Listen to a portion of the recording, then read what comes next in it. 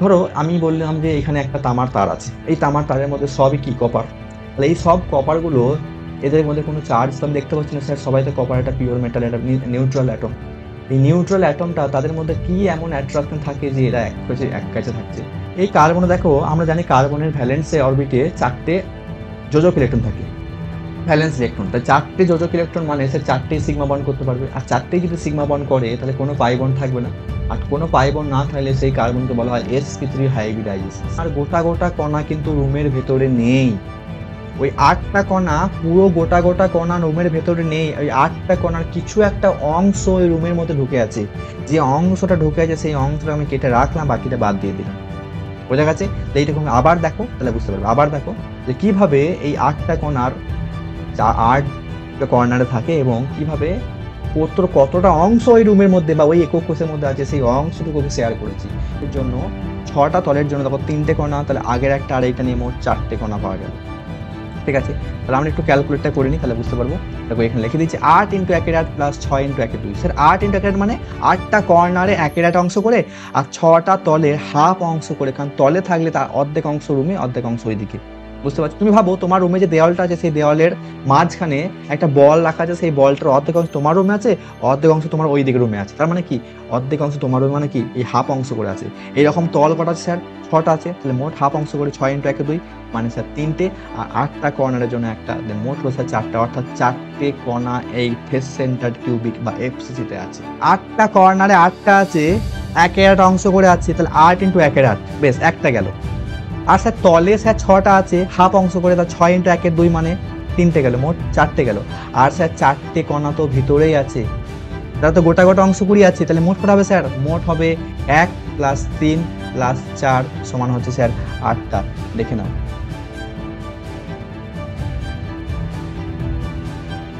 আমাদের টপিকের নাম হচ্ছে অ্যাকচুয়ালি সলিড স্টেট বা states of solid. Actually states মানে হচ্ছে অবস্থা, আর ম্যাটার যে পদার্থ।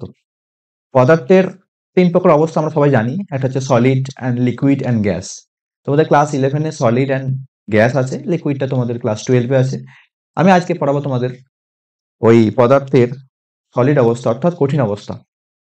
তো আমি এখানে দেখো বলে দিচ্ছি যে আমাদের পদার্থের 3 প্রকার অবস্থা হয়, সেটা এখানে মেনশন করে দিয়েছি। দেখো যে একটা হচ্ছে আমাদের লিকুইড স্টেট, একটা গ্যাসীয় অবস্থা, এই তরল অবস্থা, গ্যাসিয়াস স্টেট, অ্যান্ড কঠিন অবস্থা বা সলিড স্টেট। আমরা মূলত এই চ্যাপ্টারে শুধু কঠিনটাকে নিয়ে পড়াশোনা করব, শুধু এইখানে কঠিনটাকে নিয়ে পড়াশোনা করব, তার পরবর্তীতে গ্যাসে যাব। আর তরলটা আমাদের ক্লাস 12-এ আছে, ওটা ক্লাস 12-এ পড়াশোনা হবে। এখন এই যে কঠিন পদার্থ মানে কঠিন যে অবস্থা, তার আবার কিছু বৈশিষ্ট্য আছে, যে কি কি কি বৈশিষ্ট্য থাকলে, কি কি গুণগান থাকলে তাদেরকে কঠিন পদার্থ বলবো, বা সেই কঠিন পদার্থের আবার কিছু ভাগ আছে কি নেই, তাদের ভাগ যেগুলো আছে তাদের আবার কিরকম বৈশিষ্ট্য থাকবে স্যার, তাদের ডেফিনেশন কি, তাদের স্ট্রাকচার কি, তাদের গঠন কেমন, আমরা সব ধীরে ধীরে যাব। তো প্রথম আমরা দেখব কি স্যার, ওই কঠিন পদার্থ যেগুলো বললাম, ওই কঠিন পদার্থর কিছু কিছু বৈশিষ্ট্য থাকলে সেগুলো আমরা কঠিন পদার্থ বলবো। সেই বৈশিষ্ট্যের মধ্যে প্রথম কি হলো স্যার, এই কঠিন পদার্থগুলো দেখো লেখা আছে এখানে যে সাধারণত দৃঢ় বা রিজিড হবে, আকার আকৃতি এবং আয়তন অক্ষুণ্ণ, মানে এদের নিজস্ব একটা আকার আকৃতি থাকবে এবং সেটাকে বজায় রাখতে চাইবে। আর এই কণাগুলো দেখো, এই কঠিন পদার্থের মধ্যে যে কণাগুলো আছে সেই কণাগুলো খুব কাছাকাছি থাকবে, এবং এই পদার্থের আকার আয়তন একটা নির্দিষ্ট বর্তমান, অর্থাৎ এদের গলনাঙ্ক স্ফুটনাঙ্কের মান নির্দিষ্ট থাকবে। বোঝা গেছে? দেখো লেখা যায় তরল বা গ্যাসীয় পদার্থের তুলনায় কঠিন পদার্থের মধ্যে কণাগুলোর আকর্ষণ বল অনেক বেশি। এটা সবাই জানো অলরেডি, যে যত বেশি মোর কঠিনের দিকে যাবে কণাগুলোর মধ্যে আকর্ষণ বল তত তীব্র হবে, কণাগুলো তত কাছাকাছি থাকবে এবং strong attraction, force of attraction থাকবে, ফলে কণাগুলো অনেক কাছাকাছি থাকবে। এখন দেখো এখানে লেখা আছে যে পরস্পরের মধ্যে ফাঁকা স্থানের পরিমাণ খুব কম, কারণ কাছাকাছি থাকলে তো ফাঁকা স্থান কম থাকবেই, সেই জন্য কি হয় স্যার, খুব দৃঢ় হয় এবং অসংনম্য। এই অসংনম্য কথাটা তোমরা হয়তো আগে শোনোনি, অর্থাৎ কোন একটা পদার্থ যাকে তার একটা আয়তন আছে, আমি বাইরে থেকে বল প্রয়োগ করে তার আয়তনকে চেঞ্জ করতে পারছি না, এই পারছি না, না পারাটাকে বলা হয় অসংনম্য, অর্থাৎ সে নিজের জায়গায় স্থির। বোঝা গেছে? সেই জন্য কি হয় স্যার, এই কঠিন পদার্থের ঘনত্ব এবং এদের মানে তরল এবং গ্যাসের থেকে কি হয়, বেশি হয়। অর্থাৎ কঠিন পদার্থের কিছু বৈশিষ্ট্য আমি দেখলাম, তাহলে সেই কঠিন পদার্থের বৈশিষ্ট্যের মধ্যে এমন কিছু আছে যেগুলো, এই সমস্ত বৈশিষ্ট্য বর্তমান কিন্তু তাদের আবার দুটো ভাগ আছে। সেই ভাগগুলো কি স্যার? সেই ভাগগুলো হচ্ছে একটা ক্রিস্টালাইন সলিড, যেটা তোমরা বলো ক্রিস্টাল ক্লিয়ার। তো সেই ক্রিস্টাল নিয়ে আমরা একটু পড়াশোনা করব। আরেকটা কি স্যার? আরেকটা হচ্ছে অনিয়তকার পদার্থ, অর্থাৎ amorphous solid and crystalline solid. এই শব্দটা একটু খেয়াল রাখবো, ক্রিস্টালাইন সলিড এবং অনিয়তকার বা অ্যামরফাস সলিড। স্যার ক্রিস্টালাইন সলিডের ডেফিনিশন কি? ওই সলিডের মতোই, কিন্তু কিছু, কিছু গুণ স্পেশাল থাকবে, যেখানে দেখো এই পদার্থের আকার, আয়তন, গলনাঙ্ক কি স্যার নির্দিষ্ট থাকবে।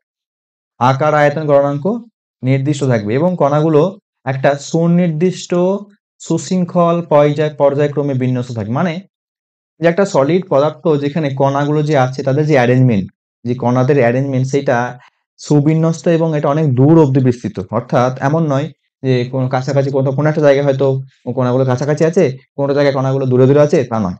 এই যে এই মলিকুলের এই যে মধ্যে যে এটম গুলোর ডিসট্যান্স, সেই যে অ্যারেঞ্জমেন্ট সেটা সব বহুদূর অব্দি কি বিস্তৃত থাকবে, অর্থাৎ লং রেঞ্জ অর্ডার থাকবে। ওটাকে আমরা কি বলবো? কঠিন পদার্থ। যেমন এক্সাম্পল কি? দেখো পারদ ব্যতীত সকল ধাতু যতগুলো মেটাল সব এই ক্রিস্টালাইন সলিড মেনটেন করে।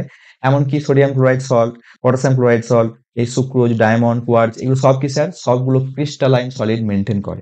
এখন স্যার ক্রিস্টালাইনটা দেখলাম, তাহলে এর বৈশিষ্ট্যগুলো কি কি বলবো? এই বৈশিষ্ট্য দেখো আমি বলে দিয়েছি, যেখানে জ্যামিতিক আকার কি থাকে স্যার? জ্যামিতিক আকার একটা নির্দিষ্ট থাকে, জ্যামিতিক আকার নির্দিষ্ট থাকে এবং এখানে গড়নাঙ্ক, স্ফুটনাঙ্ক কি হয়? এদের সুনির্দিষ্ট হয়, অর্থাৎ এদের এখন মান নির্দিষ্ট থাকে।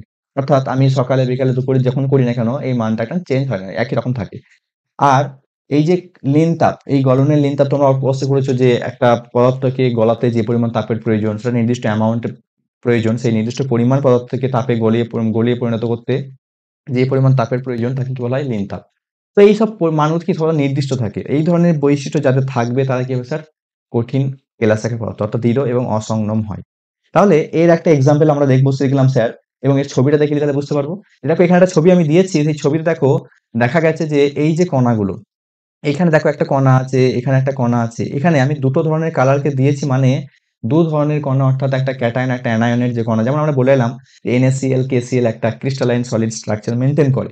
তো ধরো একটা NaCl স্ট্রাকচার আমি এখানে দেখিয়েছি, যেখানে লালটাকে যদি মনে মনে ক্যালসিয়াম সোডিয়াম ভাবো, তাহলে হয়তো এই আকাশটাকে বা সবুজটাকে তুমি মনে মনে বা নীলটাকে তুমি মনে মনে ক্লোরিন ভাবতে পারো, ক্লোরিন মাইনাস আর সোডিয়াম প্লাস।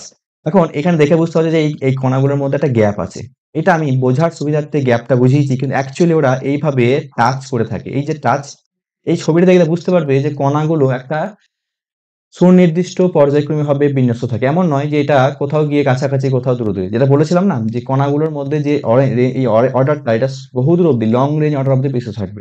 আমি এইটুকু স্ট্রাকচার নিয়েছি কেন? এটা আমি অল্প জায়গায় বুঝিয়েছি, বাট এইরকম স্ট্রাকচার কন্টিনিউয়াসলি হতেই থাকে। এই ধরনের ছবি যারা মেনটেন করে বা স্ট্রাকচার যারা মেনটেন করে তাদেরকে আমরা বলবো ক্রিস্টালাইন কেলাস বা ক্রিস্টালাইন সলিড। বোঝা গেছে? এখন তাহলে অনিয়তকারী স্যার সংজ্ঞা কি হবে? বা অ্যামরফাস অনিয়তকারীর সংজ্ঞা যেটা হবে, দেখো লেখা আছে এখানে যে অনিয়তাকার হতে গেলে ওই একই রকম জিনিস বাট কিছু কি পরিবর্তন, অর্থাৎ আকার এবং গণনাঙ্ক নির্দিষ্ট, এদের এক স্থির হবে না, এক জায়গায় মান থাকবে না, অর্থাৎ পরিবর্তন হতে পারে।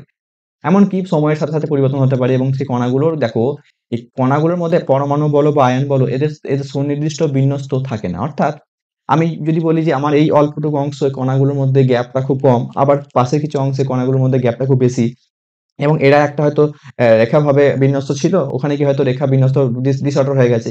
এই ধরনের চেঞ্জ হয়ে যেতে পারে। এই ধরনের পদার্থকে আমরা কি বলবো? কঠিন, কঠিন অনিয়তাকার কঠিন এবং অ্যামরফাস সলিড। যাদের এক্সাম্পল দেখো দেওয়া আছে কাঁচ, অর্থাৎ তোমরা যে কাঁচটাকে মনে করো যে ক্রিস্টালের মতো, বাট কাঁচ কিন্তু ক্রিস্টাল না, কাঁচ একটা অ্যামরফাস সলিড বা অনিয়তাকার সলিড, যেখানে সাধারণ রবার আছে, প্লাস্টিক আছে এবং মোম আছে। তাহলে এদের বৈশিষ্ট্য স্পেশাল স্পেশাল কি স্যার? এদের বৈশিষ্ট্যটা মেনশন করে দিয়েছি, যে প্রথম বৈশিষ্ট্য কি আছে? যে কণাগুলো সুনির্দিষ্টভাবে সজ্জিত থাকে না। এদের নির্দিষ্ট জ্যামিতিক আকার নয়, যা আমরা সংজ্ঞাতে পড়ে এলাম। এবং এদের গলনাঙ্ক স্যার কি? এদের নির্দিষ্ট নয়। অর্থাৎ এই ধরনের কিছু, কিছু বৈশিষ্ট্য যে যাদের থাকবে তারা হচ্ছে অনিয়তাকার সলিড, মানে অনিয়তাকার কঠিন বা অ্যামরফাস সলিড। আর তারপরে এখানে লেখা আছে কিছু দৃঢ় এবং সংনম্য। সংনম্য মানে কি স্যার? যে আমি বাইরে থেকে চাপ প্রয়োগ করে, বল প্রয়োগ করে এদের আয়তনের একটু বা আকার আয়তনের একটু পরিবর্তন করতে পারি। এই ধরনের পদার্থকে বলা হয় অনিয়তাকার বা অ্যামরফাস সলিড। বোঝা গেছে? তাহলে এই যে বিষয়টা আমি দেখলাম, এই বিষয়টা আমাদের কোথায় দেখা যায়? যেমন আমি তোমাকে একটা এক্সাম্পল দিই, যে এই যে ছবিটা দেখো, ছবি দেখলে বুঝতে পারবে। এই ছবিটা দেখো যে কণাগুলোর মধ্যে কোনো একটা সুশৃঙ্খলভাবে পর্যায়ক্রমিক বিন্যস্ত নেই। দেখো কোথাও আগের ছবিটা কিরকম ছিল স্যার? আগের ছবিটা দেখলে বুঝতে পারবে যে আগের ছবিটা কেমন ছিল? কণাগুলোর মধ্যে এটা সুন্দরভাবে বিন্যস্ত ছিল, সুন্দরভাবে বিন্যস্ত ছিল। কিন্তু এখনকার ছবিটা দেখলে বুঝতে পারবে যে এই ছবিটার মধ্যে কণাগুলোর মধ্যে কোনো সুনির্দিষ্টভাবে বিস্তার নেই। কোথাও কাছাকাছি, কোথাও এলোপাথারিভাবে, ডিসঅর্ডারভাবে randomly কণাগুলো অবস্থান হয়ে আছে। তাহলে এর এক্সাম্পল একটা দেখি স্যার, এক্সাম্পলটা কি? দেখো লেখা আছে এখানে যে বহু পুরাতন কাঁচের দিকে, এই যে আমরা এখানে বললাম না যে এই এই যে একটা এখানে দেখো একটা দেয়া আছে, বৈশিষ্ট্য দেখো দেওয়া আছে এই যে তরলের মতো, অর্থাৎ এই ধরনের পদার্থ দেখো তরলের মতো প্রবাহ বর্তমান, অর্থাৎ আমি কোথাও রেখে দিলে সেটা হয়তো তরলের মতো তার ফ্লো চলবে। বাট এই প্রসেসটা খুবই ধীর, মানে তুমি চোখে বুঝতে পারবে না, বাট চলবে। ঠিক যেমন একটা এক্সাম্পল দিই, যে পুরাতন বাড়ির যে অনেক দিনের বাড়ি যেগুলো কাঁচগুলো সেই বড়, বড় জানলা থাকে, সেই কাঁচগুলো দেখবে, একটু খেয়াল করে দেখবে, যদি থাকে খেয়াল করে দেখতে পাবে যে নিচের দিকটা কি হয়, অনেক বেশি মোটা হয়ে গেছে। অর্থাৎ কাঁচ তো আমরা নরমালি কি জানি যে পুরো একদম উপর নিচে পুরোপুরি কি সমান থাকে। বাট অনেক দিনের পুরনো যদি কাঁচ হয় তাহলে দেখবে নিচের দিকটা অনেকটা মোটা হয়ে গেছে। একটু একটা এক্সাম্পল দেখো আমি এখানে একটা ভিডিও দিচ্ছি, বুঝতে পারবে। যে এইখানে দেখো একটা পায়ের গাছকে আমি দেখিয়েছি, দেখো এই কাঁচের দেখো এই মাছ নিচের দিকের অংশ দেখো একটু মোটা হয়ে আছে, বুঝতে পারছো? ওপর দিকটা সরু হয়ে আছে, মানে এই গ্র্যাভিটির কারণে, অভিকর্ষীয় ত্বরণের কারণে ওপর দিকের কাঁচের কণাগুলো কিছুটা ধীর গতিতে আস্তে আস্তে নিচের দিকে ফ্লো হয়েছে, পরে নিচের দিকের জায়গাটা অনেক মোটা হয়ে গেছে এবং উপর দিকটা অনেক সরু হয়ে আছে। বোঝা গেছে? তাহলে এই ধরনের বৈশিষ্ট্য যাদের থাকবে তাদেরকে আমরা কি বলবো স্যার? অনিয়তাকার কঠিন বা অ্যামরফাস সলিড। তাহলে অ্যামরফাস সলিড আর ক্রিস্টালাইন সলিডের এমন কিছু বিষয় না, তোমাদের শুধু বৈশিষ্ট্য জেনে রাখলেই হবে। আর পার্থক্যটা একটু জানা থাকবে। পার্থক্যটা আমরা একটু পরে বলছি। তো এই বৈশিষ্ট্য অব্দি বোঝা গেছে? একটু আমি দেখি।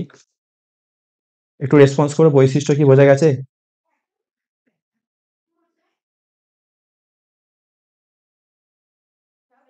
বৈশিষ্ট্য clear? Amorphous solid and crystalline solid? Yes sir. Rani Garai, yes sir. বৈশিষ্ট্যটা একটু রেসপন্স করো যে অ্যামরফাস সলিড আর ক্রিস্টালাইন সলিডের মধ্যে যে আমাদের ডেফিনেশন দেখলাম বা তার বৈশিষ্ট্য দেখলাম, সেগুলো কি মোটামুটি ক্লিয়ার? ক্রিস্টাল ক্লিয়ার, বাহ! তো ক্রিস্টাল ক্লিয়ার, ক্রিস্টালের মতোই ক্রিস্টাল ক্লিয়ার। ক্রিস্টাল যেমন আমাদের ক্লিয়ার, স্বচ্ছ, সেরকম আমাদের টপিকটাও ক্লিয়ার, বা সবাই বুঝতে পেরেছো? তাহলে আমরা পরের টপিকে ফেরত যাই। আমাদের পরের টপিক কি হচ্ছে স্যার? আমাদের পরের টপিক হচ্ছে যে এই যে বিষয়টা আমরা পড়লাম, তাহলে এই বিষয়টাকে আমরা সামারি করে একটা পার্থক্যের মতো দেখতে পারলে স্যার বিষয়টা বেশ মনে থাকতো যে এটার এই, ওটার ওই। অর্থাৎ যেগুলো আমরা বলে এলাম, ক্রিস্টালে যেগুলো বলে এলাম, ঠিক সেই জিনিসগুলোর উল্টোটা বলে এলাম কোথায়? অনিয়তাকার। অর্থাৎ আমি যদি এখানে স্যার একটা পার্থক্যের মতো করে নিই তাহলে আমাদের বোঝার খুব সুবিধা হবে যে এটা হচ্ছে, দেখো লেখা আছে এখানে, কণাগুলোর বিন্যাস সুশৃঙ্খল এবং পর্যায়ক্রমিক শৃঙ্খল বহুদূর। অথচ এখানে কি স্যার? বিন্যাস সুষম, সুশৃঙ্খল নয় এবং এগুলো অল্প দূর অব্দি বিস্তৃত। যেটুকুই আছে সেটা অল্প দূর অব্দি আছে, মানে পরিবর্তন হতে থাকছে। আর স্যার জ্যামিতিক আকার নির্দিষ্ট, জ্যামিতিক আকার নির্দিষ্ট নয়। অর্থাৎ এই পার্থক্যটা যদি আমি করতে পারি তাহলে আগেকার টপিকগুলো অত ডিটেলস না পড়েও আমি কি করতে পারবো স্যার? বিষয়টাকে মাথার মধ্যে রাখতে পারবো। তো এখানে দেখো দেওয়া আছে যে সংনমতা কি, যেটা বলে এলাম যে সাধারণত অসংনম হয়। কে স্যার অসংনম হয়? ক্রিস্টালাইন সলিড, যেগুলোকে আমরা বল প্রয়োগ করে, চাপ প্রয়োগ করে তার আকারের পরিবর্তন করতে পারি না সাধারণত। তো সেগুলো কি স্যার? অসংনম, অর্থাৎ ইনকম্প্রেসিবল। আর যেটা স্যার অনিয়তাকার কি ছিল স্যার? সংনম্য ছিল। এবং অসমাসরক প্রকৃতির, এই সমাসরক ব্যাপারটা তোমরা হয়তো শুনবে, মানে জানো না। মানে ধরো এই যে আমাদের ক্রিস্টালাইন সলিড ব্যাপারগুলোতে কণাগুলো কি একটা নির্দিষ্ট ডিরেকশনে আছে।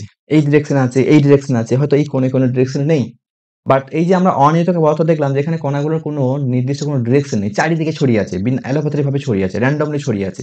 তাহলে আমি যদি বলি একটা কোনো জায়গায় তাপ প্রয়োগ করলাম, তাপ প্রয়োগ করলে এই দিক দিয়ে যেভাবে তাপের ফ্লো হবে, এই দিক দিয়ে যেভাবে হবে হয়তো কোনে ক্রিস্টালের কাছে সেভাবে যাবে না। অর্থাৎ চারিদিক দিয়ে সমান ফ্লো হবে না।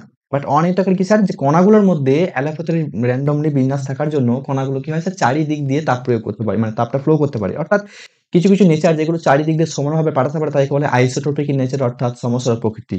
বোঝা গেছে? তাহলে এই বিষয়গুলো তোমরা পাঠ্যগুলো যদি মাথায় রাখো তাহলে পুরো বিষয়টা তোমাদের মধ্যে ক্লিয়ার হয়ে যাবে। তুমি একটা ছবি দেখলে বুঝতে পারবে। ছবিতে দেখো আমি দেখিয়ে দিচ্ছি ছবিটা, যে এখানে দেখো আমাদের একটা ক্রিস্টালাইন সলিড নিয়েছি যেটা কোয়ার্টজ, যেখানে দেখো কণাগুলোর মধ্যে যে অ্যারেঞ্জমেন্ট, এমন নয় স্যার যে কণাগুলো সবসময় কাছাকাছি থাকবে।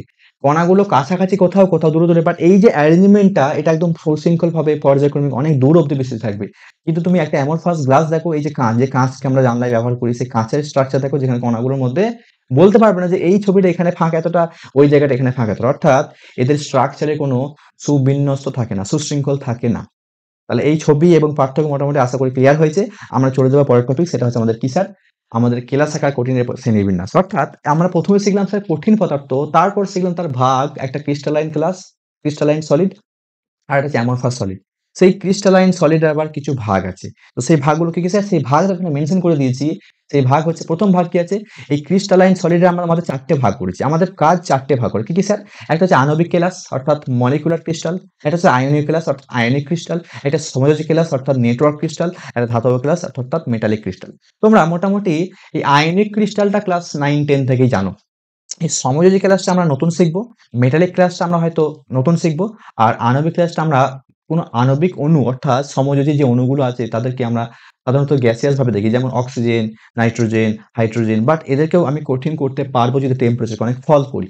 তো সব তারা টেম্পারেচার ফল করলে তারা কঠিন অবস্থায় কি ধরনের স্ট্রাকচার করবে, সেই কি ধরনের কেলাস বলবো তাদেরকে, সেইটা আমরা ভাগ করছি। এবং দেখো এখানে আমরা কয়টা ভাগ করেছি, আণবিক ক্লাসে কয়টা ভাগ আছে? ধ্রুবীয় ভাগ, অধ্রুবীয় ভাগ আর হাইড্রোজেন বন্ধনযুক্ত ভাগ।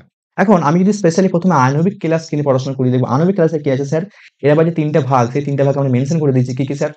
দেখো ১ম এ কি লিখেছি আমরা? অধ্রুবীয়, ধ্রুবীয়, হাইড্রোজেন বন্ড। ধ্রুবীয় বিষয়টা আমরা আর হাইড্রোজেন বন্ডিং বিষয়টা আমাদের কেমিক্যাল বন্ডিং এ পাবো।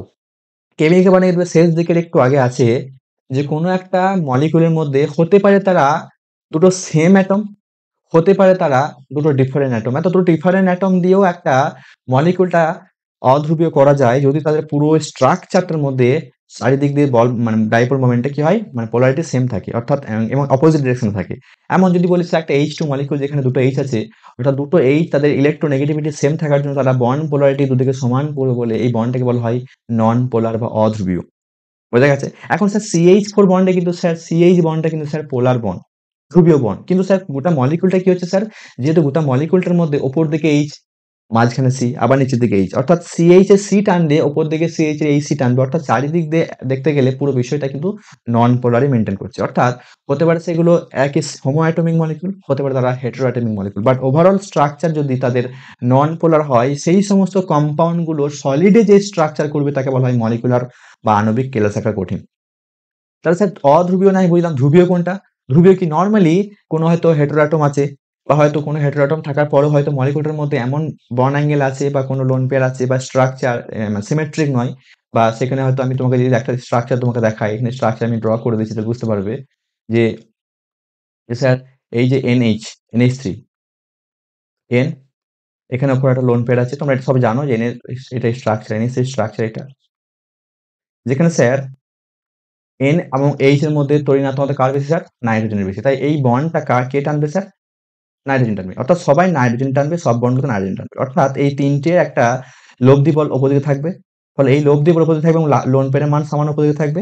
ফলে ওভারঅল মানটা কি হবে? একটু অপর দিকেই থাকছে। অর্থাৎ একে বলা হয় পোলার মলিকিউল।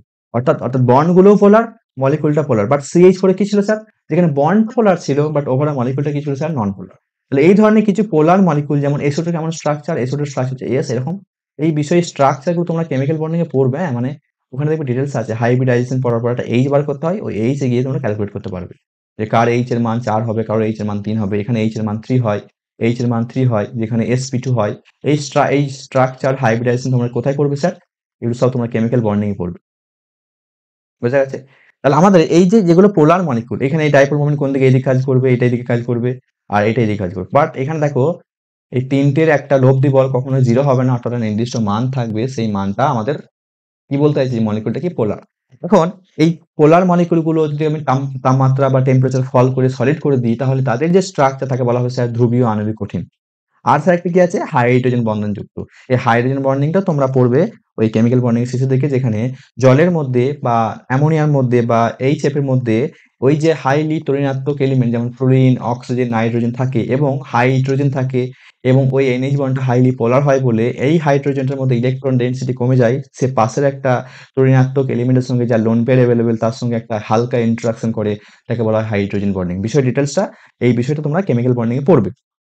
তাহলে এই হাইড্রোজেন বন্ডিং এর ফলে যেমন আমরা ওয়াটার মলিকিউলে একটা স্ট্রং হাইড্রোজেন বন্ডিং থাকে বলে এই হাইড্রোজেন বন্ডিং থাকে বলে আমরা একে কি করতে পারি? টেম্পারেচার ফল করে সলিড করতে পারি এবং এটা তরল হয়ে একটা মানে একটা সুশৃঙ্খলভাবে বিন্যস্ত থাকে। এখন এই ৩ টে স্ট্রাকচার, এই ৩ টে মলিকিউল, একটা অধ্রুবীয় মলিকিউল, একটা ধ্রুবীয় মলিকিউল আর ওয়াটারের ক্ষেত্রে হাইড্রোজেন বন্ধন থাকে বলে একটা আণবিক কঠিন পাওয়া যায়। এই ধরনের ছবিগুলো কার মধ্যে পড়বে স্যার? আণবিক ক্লাসের মধ্যে পড়বে। বোঝা গেছে? এখন এরপরে কি আছে স্যার? এরপরে আছে আমাদের আয়নীয় ক্লাস। এই আয়নীয় ক্লাসটা আমাকে বলতেই হবে না, তোমরা নিজেরাই জানো যে কোনো একটা আয়নীয় কম্পাউন্ড অর্থাৎ NaCl, KCl, Na2SO4 এরা অলরেডি কি থাকে স্যার? নরমাল টেম্পারেচারে অলরেডি কি থাকে? একটা সলিড হয়ে থাকে। অর্থাৎ একটা কঠিন হয়ে থাকে যেখানে ক্যাটায়ন থাকে এবং অ্যানায়ন থাকে। যেখানে অবশ্যই একটা ক্যাটায়ন এবং একটা অপোজিট চার্জযুক্ত অ্যানায়ন তারা পাশাপাশি একটা কি সুশৃঙ্খলভাবে থাকবে এবং যাদের মধ্যে কি থাকবে স্যার? একটা স্থির তড়িৎাকর্ষণ বল থাকবে। এই ধরনের ক্লাসগুলো কি স্যার? আইএনও ক্লাস। এগুলো আমরা এক্সাম্পল পড়ছি এবং কিছু তথ্য পড়ছি। এরপরে কি আছে স্যার আমাদের? এরপরে আছে আমরা যেটা সেটা হচ্ছে আমরা আগে কখনো পড়িনি। তা আমরা আজকে পড়বো। এটা হচ্ছে সমযোজী এবং নেটওয়ার্ক ক্লাস। এই সমযোজী বা নেটওয়ার্ক ক্লাসটা জানতে গেলে আমাকে কিছু সমযোজী স্পেশাল কম্পাউন্ড যেমন হয়তো সেখানে একটাই অ্যাটম দিয়ে একটা স্ট্রাকচার করেছে। হয়তো সেখানে ২ টো অ্যাটম দিয়ে স্ট্রাকচার করেছে। বা হয়তো ৩ টে দিয়ে করেছে। অর্থাৎ এখানে আমি তোমাকে একটা ছবি দেখাই বুঝতে পারবে। ছবিটা একটু পরে দেখাচ্ছি। এখন দেখো দেখাচ্ছে এখানে অধাতব পরমাণু। অর্থাৎ এই সমযোজী কেলাসটা নরমালি কি অধাতব পরমাণু দিয়ে তৈরি। যেমন একটা এক্সাম্পল দিই হীরক, graphite, silicon carbide, silica, boron nitrite, BN. এখন হীরকের ফর্মুলাও সি, গ্রাফাইটের ফর্মুলাও সি। তাহলে স্যার পার্থক্য কি? একটা অ্যাটম দিয়ে না, হীরকের মধ্যেও অসংখ্য কার্বন আছে, গ্রাফাইটের মধ্যেও অসংখ্য কার্বন আছে, বাট তাদের স্ট্রাকচারের একটু পার্থক্য থাকবে, বাট এই পার্থক্যটা একদম পর্যায়ক্রমিক সুশৃঙ্খল ভাবে বিন্যস্ত থাকবে। এই গ্রাফাইটের ক্ষেত্রে যেমন থাকবে এই পুরো মলিকিউলের ক্ষেত্রে সেইভাবে থাকবে। ঠিক একইভাবে একটা হীরকের মধ্যে যেমন থাকবে পুরো মলিকিউল মধ্যে সেই একই রকম বিন্যস্ত থাকবে। বোঝা গেছে? এখন আমি যদি তোমাকে আর লাস্ট যে পার্টটা আছে সেই পার্টটা হচ্ছে আমাদের কি ধাতব কেলা থাকা কঠিন। এই ধাতব কেলা থাকা কঠিনটা আমরা আগের দিনের সামনে একটু বলেছিলাম। ওই আমাদের ধাতব বন্ড সম্ভবত বলেছিলাম যে ধরো আমি বললাম যে এখানে একটা তামার তার আছে। এই তামার তারের মধ্যে সবই কি কপার। তাহলে এই সব কপার গুলো এদের মধ্যে কোনো চার্জ তো আমি দেখতে পাচ্ছি না স্যার, সবাই তো কপার একটা পিওর মেটাল, একটা নিউট্রাল অ্যাটম। এই নিউট্রাল অ্যাটমটা তাদের মধ্যে কি এমন অ্যাট্রাকশন থাকে যে এরা এক কাছে থাকছে। এখন এদের মধ্যে কোনো পজিটিভ চার্জ, নেগেটিভ চার্জ নেই। NaCl যেমন একটা Na+ আর Cl- এর মধ্যে একটা কি তড়িৎাকর্ষণ বল ক্রিয়া করছিল। বাট এই কপার বলো, আয়রন বলো, গোল্ড বলো এদের মধ্যে কি ধরনের বল থাকে যে এই পরমাণুগুলো এক কাছে তারা আছে, হয়তো সরে যাচ্ছে না।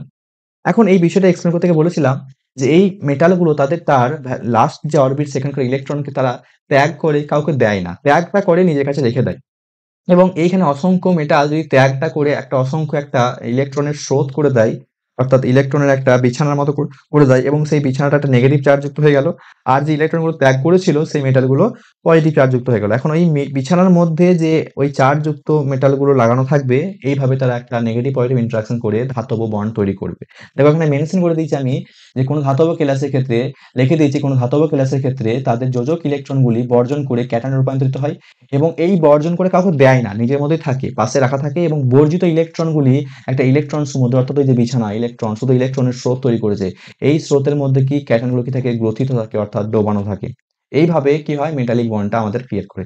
এই ধরনের সলিডগুলোকে বলা হয় কি স্যার? ধাতব ক্রিস্টালাইন সলিড। যেখানে এক্সাম্পল কি গোল্ড বলো, সিলভার বলো বা কপার বলো সবাই এই ধরনের স্ট্রাকচার মেইনটেইন করে। বোঝা যাচ্ছে? এবার আমি যেটা বলছিলাম স্যার সমযোজী নেটওয়ার্ক ক্লাসটা আমার মাথায় ঢুকলো না। সেই স্ট্রাকচার দেখো বুঝতে পারবে। এখানে আমরা কি করেছি স্যার? একটা গ্রাফাইটকে নিয়েছি। এই গ্রাফাইট ডান দিকে আছে আর একটা ডায়মন্ডকে নিয়েছি। এই দুটো কম্পাউন্ডের ফর্মুলা কি স্যার? দুটো কম্পাউন্ডের ফর্মুলা হচ্ছে কার্বন, সিম্পল কার্বন। কিন্তু কার্বনের হলেও এদের পার্থক্য দেখো, স্ট্রাকচার দেখো বুঝতে পারবে গ্রাফাইটের ক্ষেত্রে যেখানে এখানে একটা কার্বন। এই যে প্রত্যেকটা যে বলগুলো আছে না, এই প্রত্যেকটা বল হচ্ছে একটা কার্বন। আমি এখানে মেনশন করে দিচ্ছি এটা কার্বন, এটা কার্বন, এটা কার্বন, এটা কার্বন, সবগুলো একটা কার্বন। এখন দেখো প্রত্যেকটা কার্বনের সঙ্গে একদম সিসি বন্ড করা আছে। এই বন্ডটা মানে মলিকুলের ব্যাপারটা একটা অংশ দেখতে পুরো মিথেন যেমন দেখতে হয়, CH4 বন্ড যেমন দেখতে হয়, ওই CH4 এর H এর জায়গায় সবগুলোই কার্বন। আবার সেই কার্বনটাও 4টে কার্বনের সঙ্গে যুক্ত হয়ে আছে। বোঝা গেছে? এইভাবে শুধু কার্বন আর কার্বন। এই যে ছবি, এই ১ম এর উপরে যে জায়গায় যেমন ছবি বাকিগুলো ঠিক সেইরকম ছবি। দেখো সব জায়গায় সমান ছবি বিরাজমান করেছে। এখন এই কার্বনটা যে ৪ টে বন্ড করেছে, এই কার্বনের হাইব্রিডাইজেশন বলা হয় sp3। এই sp3 sp2 তোমরা কেমিক্যাল বন্ডিং এ শিখেছো বা হয়তো শিখবে। এই sp3 sp2 এই আমরা এখন sp3 কথা বলছি যে ডায়মন্ডের ক্ষেত্রে কি হয় sp3 স্ট্রাকচার অর অ্যারেঞ্জমেন্ট থাকে। এখন এই কার্বনে দেখো আমরা জানি কার্বনের ভ্যালেন্স অরবিটে ৪ টে যোজক ইলেকট্রন থাকে। Valence electron. তাই ৪ টে যোজক ইলেকট্রন মানে সে ৪ টেই সিগমা বন্ড করতে পারবে। আর ৪ টেই যদি সিগমা বন্ড করে তাহলে কোনো পাই বন্ড থাকবে না। আর কোনো পাই বন্ড না থাকলে সেই কার্বনকে বলা হয় sp3 হাইব্রিডাইজেশন। বোঝা গেছে? অর্থাৎ এখানে কার্বন এমনি নরমালি সাধারণত সাইড ছোট এবং বন্ডটা অনেক স্ট্রং হয় বলে এই গ্রাফাইটকে আমরা সহজে ভাঙতে পারি না। এমনকি কোনো লোহার উপরে গ্রাফাইট রেখে যদি আমি আঘাত প্রয়োগ করি তাহলে লোহাটার মধ্যে একটা মানে ক্ষত হয়ে যায়। এই গ্রাফাইট মানে ডায়মন্ডটাকে আমরা ভাঙতে পারি না। বোঝা গেছে?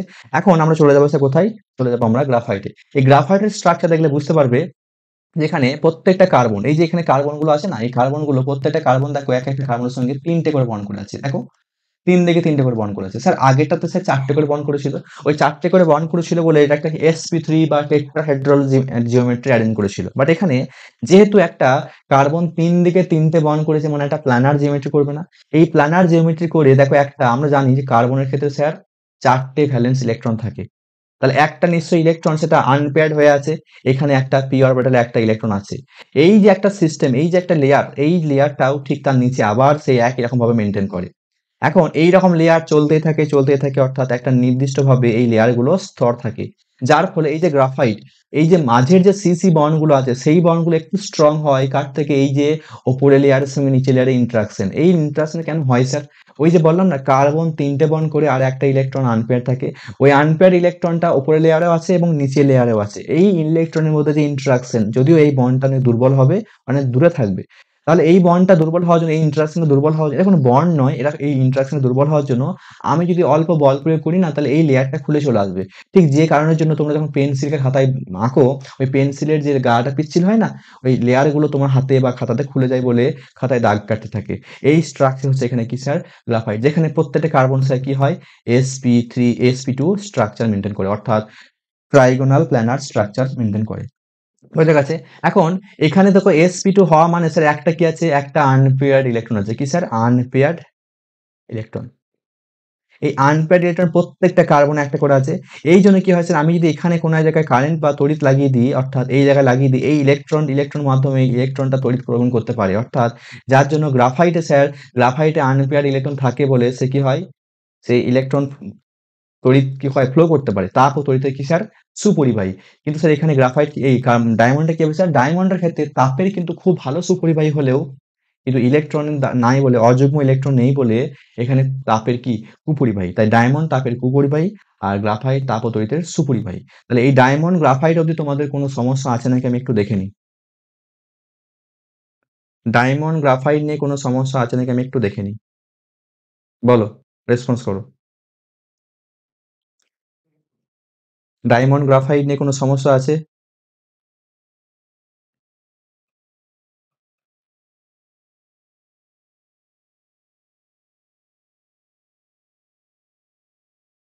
ডায়মন্ড গ্রাফাইটের কোনো সমস্যা রেসপন্স করো। রাকেশ বাসাক ক্লিয়ার। সায়ন্তন ঘোষ ক্লিয়ার। বলো, এই ডায়মন্ড গ্রাফাইট অবধি যেটা আমরা দেখলাম এই অবধি কারোর কোনো ডাউট থাকলে একটু রেসপন্স করো, আমি তাহলে তোমার কোয়েশ্চেনটা দেখে একটু অ্যান্সার দেওয়ার চেষ্টা করবো। স্ট্রাকচার, হ্যাঁ স্ট্রাকচারটা বুঝতে না পারার কারণ হচ্ছে আমরা এই গ্রাফাইট অর্থাৎ কার্বনের যে স্ট্রাকচার করলাম না, এই কার্বনের স্ট্রাকচারটা আমরা ডিটেলসে পড়বো যখন আমরা পি ব্লক পড়বো। কারণ কার্বন হচ্ছে আমাদের 14 নম্বর গ্রুপ অর্থাৎ এই যে কার্বন ফ্যামিলি, কার্বন, সিলিকন এই ফ্যামিলি যখন স্পেশাল পড়বো 13 নম্বর গ্রুপ, 14 নম্বর গ্রুপ ওখানে ডিটেলসে পড়বো। অর্থাৎ ওখানে গ্রাফাইটের স্ট্রাকচার, ডায়মন্ডের স্ট্রাকচার আমরা ডিটেলসে পড়বো। এখানে শুধু আমরা স্ট্রাকচারটার হাইব্রিডাইজেশন সব জানতে যাবো না। স্ট্রাকচারটা যে একটা ক্রিস্টালাইনের মধ্যে থাকে বা নাকি অ্যামরফাস থাকে এইটুকু জানলেই আমাদের যথেষ্ট। হ্যাঁ, কেমিক্যাল বন্ডিং আমরা হাইব্রিডাইজেশন শিখবো, sp3 sp2 এগুলো শিখবো, কিন্তু স্ট্রাকচারটা আমরা স্পেশালি গ্রাফাইট এবং ডায়মন্ডের কম্পাউন্ডের স্ট্রাকচার আমরা পি ব্লকের 14 নম্বর গ্রুপে শিখবো। বোঝা গেছে? বোঝা গেছে? আমরা সেখানে পড়ানো হবে, সেখানে আমরা যখন পড়াবো আমরা তো পি ব্লক তো এর পরেই শুরু করবো, পি ব্লক তখন দেখাবো। ক্লিয়ার হয়েছে? ক্লিয়ার হয়েছে? আমরা সেখানে শেখাবো এই ডিটেলসে। আমরা শুধু এখন কঠিনটা কেমন আঁকবি সেটুকু দেখলেই হবে। কঠিনটা কেমন আঁকবি সেটুকু দেখলেই হবে। ক্লিয়ার? এর রেসপন্স করো। বোঝা গেলে বলো।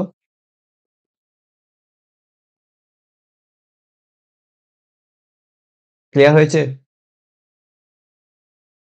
কেমিক্যাল বন্ডিং, হ্যাঁ কেমিক্যাল বন্ডিং এর হাইব্রিডাইজেশনস। বলো, রেসপন্স একটু দেখি। হ্যাঁ ক্লিয়ার। তো এরপরে আমরা তারপরে ক্লিয়ার। ঠিক আছে, বেশ। তো এরপরে আমাদের কি আছে স্যার? এরপরে আমাদের আসল দেখো এই অবধি যেগুলো বললাম না সব তথ্যমূলক পার্ট বললাম যে কোনটা কি ধরনের সলিড, তাদের বৈশিষ্ট্য কি। একটা এমসিকিউ আসতেই পারে যে এইটা নিচের কি ধরনের সলিড স্ট্রাকচার মেনটেন করে, সেই জন্য আমি এত তথ্যগুলো বললাম, এক্সাম্পল গুলো বললাম। বাট এই ধরনের এখান থেকে কোশ্চেন অবধি অত বেশি আসে না, একটা এমসিকিউ পড়লে পড়তে পারে। এবার যেগুলো যাবো সেখানে আমাদের আসল বোঝার জিনিস এবং সেখান থেকে কোশ্চেন গুলো পড়বে। এখন দেখো আমরা পড়বো স্যার কেলাস এবং একক কোষ। এই একক কোষ বিষয়ে স্যার নতুন শব্দ শিখলাম। তো আগে কেলাসটা দেখি। কেলাসটা কি স্যার? কেলাসটা হচ্ছে যেখানে একটা ধরো আমি তোমাকে বললাম যে একটা পুরো পুরো একটা বড় বিল্ডিং আছে। এই পুরো বিল্ডিংটার যে ছোট ছোট রুম নিয়ে তৈরি, এই এই যে রুম গুলো একই রকম দেখতে, এই রুম গুলো একই রকম দেখতে হয়ে বড় একটা বিল্ডিং, এটাকে বলা হয় কেলাস। এই কেলাসের মধ্যে ছোট্ট একটা রুম, যে রুমটা সব থেকে স্মলেস্ট রুম, যে স্মলেস্ট রুমটা সবার জন্য একদম মানে প্রত্যেকটা ক্ষেত্রে আছে, অর্থাৎ এটা বারবার রিপিট করছে, সেইটাকে বলা হয় একক কোষ। অর্থাৎ যে স্মলেস্ট ইউনিটটা বারবার রিপিট করবে তাকে বলবে একক কোষ, এবং রিপিট করে বড় যে ছবি পাওয়া যাবে এটাকে বলছে কেলাস। অর্থাৎ দেখো কেলাস এখানে লেখা আছে সুনির্দিষ্ট জ্যামিতিক আকৃতি। কি লেখা আছে স্যার? সুনির্দিষ্ট জ্যামিতিক আকৃতির নির্দিষ্ট সংখ্যক সমতল। অর্থাৎ এখানে যেমন আমরা যেমন পড়েছি যে একটা বর্গক্ষেত্র বা একটা চতুর্ভুজ, একটা আয়তক্ষেত্র, চারটি বাহু দ্বারা সীমাবদ্ধ সামান্তরিক চিত্রকে কি বলা হয়? চতুর্ভুজ বলা হয়। এখন এখানেও দেখো সমতল পৃষ্ঠ থাকবে, সীমাবদ্ধ সমসত্ব কঠিন পদার্থ থাকবে, এবং সর্বাংশে কণাগুলো কি অনুপরমাণু বা আয়ন সুশৃঙ্খল ভাবে থাকবে, একে বলা হয় কেলাস। এই কেলাসে দেখো কি শিখলাম আমরা? পৃষ্ঠতল, ধার বা আন্তঃপৃষ্ঠীয় কোণ। স্যার পৃষ্ঠতল কোনটা? পৃষ্ঠতল হচ্ছে যে যে সারফেসটা ওই ক্লাসটাকে তৈরি করেছে, যে সারফেসটা, এই সারফেসটাকে বলা হয় পৃষ্ঠতল। এখন এই পৃষ্ঠতল অর্থাৎ সারফেস যখন দুটো সারফেস যখন একে অপরকে জয়েন করবে, সেই যে জয়েনিং পার্ট অর্থাৎ এটাকে বলা হয়েছে কিনারা। আর এই যে দুটো সারফেস জয়েন করার মধ্যে যে অ্যাঙ্গেল তাকে বলা হচ্ছে আন্তঃপৃষ্ঠীয় কোণ। তোমরা ছবি দেখলে বুঝতে পারবে যেখানে আমরা কি করেছি, যে এখানে একটা ক্রিস্টালের, এখানে একটা ক্রিস্টালের এ একটা সারফেস, এটা একটা সারফেস, এটা একটা সারফেস। এই সারফেস দেখো, এই তল, এই তলগুলো দেখো বলা হচ্ছে পৃষ্ঠতল, এবং এই তল দুটো যুক্ত হয়ে মাঝে যে বাহুটা পেয়েছে এই বাহুটাকে বলা হচ্ছে ধার বা কিনারা। আর এই তলগুলোর মধ্যে যে অ্যাঙ্গেল তাকে বলা হচ্ছে আন্তঃপৃষ্ঠীয় কোণ। তাহলে এইগুলো বুঝতে পারলাম যে তল হচ্ছে যেটা সারফেস আছে, আর দুটো সারফেস মিলিত হয়ে একটা বাহু তৈরি করবে, যেখানে দেখো লেখা আছে যে মিলন রেখাকে বলা হচ্ছে দুটি পৃষ্ঠতল দ্বারা পাশাপাশি পৃষ্ঠতলের মিলন রেখাকে বলা হয় কিনারা বা ধার। এবং আন্তঃপৃষ্ঠীয় কোণটা কি স্যার? দুটি পাশাপাশি পৃষ্ঠতলের মধ্যবর্তী কোণকে বলা হয় আন্তঃপৃষ্ঠীয় কোণ। এখন এগুলো কি তথ্য, যে কোনটা পৃষ্ঠতল, কোনটা ধার আর কোনটা আন্তঃপৃষ্ঠ কোণ, এটুকু চিনলেই হবে। এরপর আমরা চলে যাবো স্যার একক কোষ। কি বলা হচ্ছে স্যার? যে দেখো কোনো একটা কেলাস জালকের মধ্যে, কোনো একটা কেলাস জালকের মধ্যে, এইটা দেখো ভালো করে বুঝো। কোনো একটা কেলাস জালকের মধ্যে বললাম না যে যে স্মলেস্ট পার্টটা, যে স্মলেস্ট পার্টটা বা যে মৌলিক প্যাটার্নটা বারবার রিপিট হচ্ছে, অর্থাৎ ত্রিমাত্রিক অঞ্চলে সুষমভাবে পুনরাবৃত্তি করে, তাকে বলা হয় কেলাস। স্যার যদি একটা দেওয়ালকে ভাবি, এই দেওয়ালটা স্যার অসংখ্য ইট দিয়ে তৈরি, তাহলে আমি বলতে পারি যে পুরো দেওয়ালটা একটা কেলাস, যেখানে ইট গুলো হচ্ছে এক একটা একক কোষ। বোঝা গেছে? তাহলে এইভাবে কোন একটা কেলাসের মধ্যে যে স্মল প্যাটার্নটা, যে মৌলিক ক্ষুদ্রতম প্যাটার্নটা পর্যায়ক্রমভাবে একদম সুষমভাবে বিন্যস্ত থাকবে, তাকে বলা হচ্ছে ওই এই যে স্মলেস্ট পার্টটাকে বলা হয় একক কোষ। তাহলে একক কোষ আমি একটা ছবি দেখলে বুঝতে পারবে এই পুরো এই স্ট্রাকচারটার মধ্যে, পুরো এই স্ট্রাকচারটার মধ্যে দেখো, এখানে স্ট্রাকচারের মধ্যে একটা ছোট্ট পার্ট রেখেছি যেটা আমরা হালকা কালার দিয়ে বুঝিয়েছি, এই পার্টটা দেখো রিপিট হচ্ছে। অর্থাৎ এখানে এই পার্টটাকে আমরা বলবো কি স্যার? একক কোষ, যাকে আমরা বড় করে এখানে দেখিয়েছি। আর এই পুরো ছবিটা কি বলবো স্যার? পুরো ছবিটাকে বলবো আমরা কি? একটা কেলাস। এরকম ছবি চলতেই থাকবে। সেই বড় একটা স্ট্রাকচারের মধ্যে ক্ষুদ্রতম যে পার্টটা বারবার রিপিট করছে, সেই ক্ষুদ্রতম পার্টটাকে আমরা কি বলবো স্যার? একক কোষ। অর্থাৎ একক কোষ, কেলার, কেলাস মোটামুটি ক্লিয়ার। একক কোষ, কেলাস মোটামুটি ক্লিয়ার। একটু রেসপন্স করো। ঠিক আছে, ক্লিয়ার, ক্লিয়ার, ক্রিস্টাল ক্লিয়ার। যে কারোর কমেন্ট দেখতে পাচ্ছ না সে সেল চ্যাটটাকে এ করে অল চ্যাট করো, তাহলে কমেন্ট দেখতে পাবে। স্যার কেমিক্যাল বন্ডিং হয়নি তো বুঝতে অসুবিধা হচ্ছে। কেমিক্যাল বন্ডিং এর যেটুকু অংশ লাগছে সেটুকু অংশ স্যার পড়াবেন, ওইটুকু অংশ এখানকার বিষয় না, ওইটা কেমিক্যাল বন্ডিং এর কোশ্চেন। আমি এখানে এক্সট্রা বলে দিলাম, তার মানে এই নয় যে এখান থেকে কোশ্চেনটা পড়বো, ওটা কেমিক্যাল বন্ডিং এর কোশ্চেন। হ্যাঁ, কেমিক্যাল বন্ডিং এ হয়নি তো। আরে কেমিক্যাল বন্ডিং এর বললাম না যে এটা তো কেমিক্যাল বন্ডিং এর কোশ্চেন, আমি এটা এক্সট্রা বললাম, ওইটা এখানে লাগে না। ওটা এখানে লাগে না যে এখানে হাইব্রিডাইজেশন কি স্যার, গ্রাফাইটের হাইব্রিডাইজেশন কি, ওটা কেমিক্যাল বন্ডিং এই পড়বো, আমি এটা এক্সট্রা বললাম। আমার এখানে তো স্ট্রাকচার গুলো দেখা দরকার। পুষ্পা কি? পুষ্পা বলো বলো বলো। ক্লিয়ার?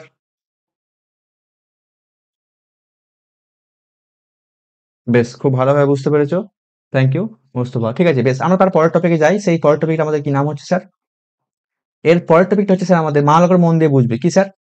এবার আমরা শিখবো ত্রিমাত্রিক দেশে বিভিন্ন ধরনের একক কোষ, যেখান থেকে তোমাদের সলিড স্টেটের কোশ্চেন গুলো বেশি বেশি করবে। এই জায়গা থেকে তোমরা এটা ভালো করে মন দিয়ে বোঝো যে এই জায়গা থেকে কোশ্চেন গুলো বেশি বেশি আসবে। কি স্যার? যে আমরা এখন শিখবো কি ধরনের একক কোষ পাওয়া যায়। একটা হচ্ছে, প্রথমে দেখো শিখলাম সরল একক কোষ, তাকে বলা হয় এসসি বা সিম্পল কিউবিক একক কোষ। একটা হচ্ছে স্যার দেহকেন্দ্রিক একক কোষ, যাকে বলা হয় বডি সেন্টার্ড একক কোষ, cubic cell, body centre cubic. আর এটা স্যার পৃষ্ঠকেন্দ্রিক একক কোষ, একে বলা হয় স্যার এফসিসি বা ফেস সেন্টার কিউবিক। আর এটা স্যার প্রান্ত কেন্দ্রিক বা দুটো প্রান্ত থাকবে, এর কোনো ইংলিশ নাম নেই এখন, বা এটাকে এজ সেন্টার বলতে পারো তুমি, এজ সেন্টার, ইডিজি, মানে দুটো প্রান্তে আছে, মানে এখানে কোনো বাহুতে নেই, দুটো তলে, একটা অপোজিট সাইড আর তার অপোজিট সাইড, দুটো তলের মধ্যে দুটো প্রান্তের মাঝে আছে, দুটো তলের মাঝে আছে। এখন আমাদের বিষয় হচ্ছে আমাদের এসসি, বিসিসি আর এফসিসি জানতে হবে। এখন তাদের স্ট্রাকচার গুলো একটু দেখি স্যার, যে সরল কোষ কোনটাকে বলছি, দেহকেন্দ্রিক কোষ কোনটাকে বলছি, পৃষ্ঠকেন্দ্রিক কোষ কোনটাকে বলছি। এখন আমরা প্রথমে যাবো স্যার সরল কোষ, দেহকেন্দ্রিক কোষ এবং পৃষ্ঠকেন্দ্রিক কোষ। যেখানে দেখো এই যে ছবিটা দেখলে বুঝতে পারবে যে এই পুরো ছবিটার মধ্যে দেখো প্রত্যেকটা কর্নার অর্থাৎ একটা ঘনকের যে কোণ, সেই কোণ কটা স্যার? ঘনকের কোণ হচ্ছে 8টা স্যার। অর্থাৎ একটা, তুমি যে রুমে বাস করছো সেই রুমটা দেখবে যদি এরকম ঘনক আকৃতি হয়, তুমি রুমের চারিদিকে দেখো, তোমার উপরে 4টে কোণ আছে আর নিচে 4টে কোণ আছে, অর্থাৎ মোট 8টা কোণ আছে। এই 8টা কর্নারে যদি 8টা কণা থাকে, তাহলে এই ধরনের একক কোষকে বলা হচ্ছে স্যার সরল একক কোষ। ঠিক একইভাবে দেহকেন্দ্রিকটা স্যার ওই সরল একক কোষের মতো 8টা কণা থাকবে, আর পুরো সিস্টেমটার বা পুরো একক কোষটার মাঝে সেন্টার পয়েন্টে সেখানে একটা কণা থাকবে, অর্থাৎ পুরো সিস্টেমটার বডির মাঝে কণা আছে বলে একে বলে বডি সেন্টার্ড একক কোষ। আর কি স্যার? পৃষ্ঠকেন্দ্রিক, ওই যে সরল একক কোষ থাকবে এবং প্রত্যেকটা তল, বলো তো কটা তল আছে? একটা রুবিক্স কিউব বলো বা একটা ঘনক বলো, সেই ঘনকের দেখো 6টা তল আছে, অর্থাৎ প্রত্যেকটা তলের মাঝে একটা করে কণা আছে এবং প্রত্যেকটা কর্নারে 8টা কণা আছে, অর্থাৎ এইভাবে পৃষ্ঠকেন্দ্রিক একক কোষ। আর লাস্ট যেটা আছে স্যার প্রান্ত কেন্দ্রিক একক কোষ, যেখানে প্রত্যেকটা কর্নারে থাকার পরেও অনলি দুটো সারফেসে, দুটো তলে দুটো কণা থাকবে, একে বলা হয় প্রান্ত কেন্দ্রিক একক কোষ। বোঝা গেছে? এখন আমি একটু ডিটেলসে দেখি, তাহলে ভিডিও দেখলে বুঝতে পারবো। এই যে ছবিটা দেখো, ছবি দেখলে বুঝতে পারবে যে স্যার সরল একক কোষটা অ্যাকচুয়ালি কেমন। আমি এখানে তোমাকে ছবিতে হয়তো কণাগুলোকে দূরে দূরে রেখেছি, এই একটা কণা, এই একটা কণা, বাট বললাম না, এটা আমাদের বোঝার সুবিধার্থে করছি। কণাগুলো দূরে দূরে থাকে না স্যার, কণাগুলো একে অপরকে টাচ করে থাকে। এই টাচ করলে ছবিটা বোঝা অসুবিধা বলে আমি প্রথমে দূরে দূরে রেখে বুঝিয়েছি এবং সেই ছবিটা বোঝানো সহজ সহজ করেছি। এবার তুমি ভিডিওটা দেখলে বুঝতে পারবে যে এখানে কণাটা অ্যাকচুয়ালি কিভাবে থাকে, কণাটা অ্যাকচুয়ালি কিভাবে থাকে।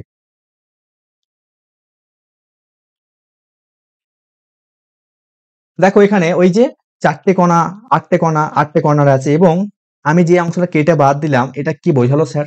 যে ওই 8টা কণার গোটা গোটা কণা কিন্তু রুমের ভেতরে নেই। ওই 8টা কণা, পুরো গোটা গোটা কণা রুমের ভেতরে নেই। ওই 8টা কণার কিছু একটা অংশ ওই রুমের মধ্যে ঢুকে আছে। যে অংশটা ঢুকে আছে সেই অংশটা আমি কেটে রাখলাম, বাকিটা বাদ দিয়ে দিলাম। বোঝা গেছে? তো এইটাকে তুমি আবার দেখো, তাহলে বুঝতে পারবে। আবার দেখো যে কিভাবে এই 8টা কণার 8টা কর্নারে থাকে এবং কিভাবে কতটা অংশ ওই রুমের মধ্যে বা ওই একক কোষের মধ্যে আছে, সেই অংশটুকুকে শেয়ার করেছি। এই বিষয়টা হচ্ছে আমাদের সরল একক কোষ। তাহলে স্যার এরপরে আমাদের কি শিখবো? এরপরে আমরা শিখবো স্যার দেহকেন্দ্রিক একক কোষ, যার ছবি দেখলে বুঝতে পারবে। এই দেখো, যেখানে দেখো 8টা কর্নারে 8টা কণা আছে এবং পুরো সিস্টেমটার ভেতরে একটা কণা আছে, পুরো সিস্টেমের ভেতরে একটা কণা আছে। ফলে আমি যদি এই যেগুলো বাইরে থেকে এটা বাদ দিই, দেখো এই ছবিটা দেখো কি, যে অংশটা বাইরে সেটা বাদ, আর যে অংশটুকু কোষের ভেতরে, দেখো ভেতরকার কর্নার, দেখো গোটা অংশটাই ভেতরে আছে বলে ওটাকে আমরা ভেতরে রেখে দিয়েছি। আর যেগুলো কর্নারে আছে, তাদের যে অংশটুকু রুমের মধ্যে আছে বা একক কোষের মধ্যে আছে, সেই অংশটুকু রেখেছি, বাকিটা বাদ দিয়ে দিয়েছি। তাহলে এটা হচ্ছে আমাদের কি, দেহ কেন্দ্রিক একক কোষ। ছবিটা তুমি আবার একবার দেখো, তাহলে বুঝতে পারবে।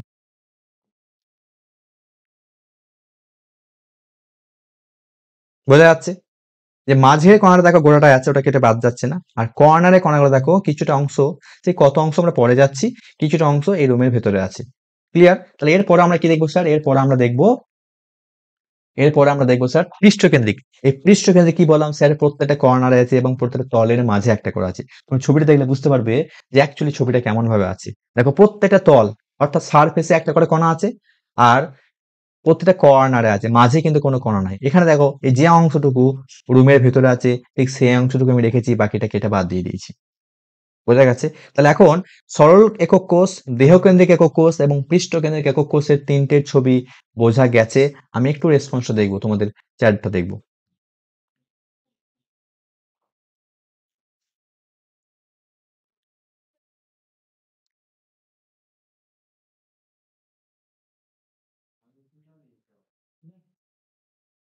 দেখো বোঝা যাচ্ছে?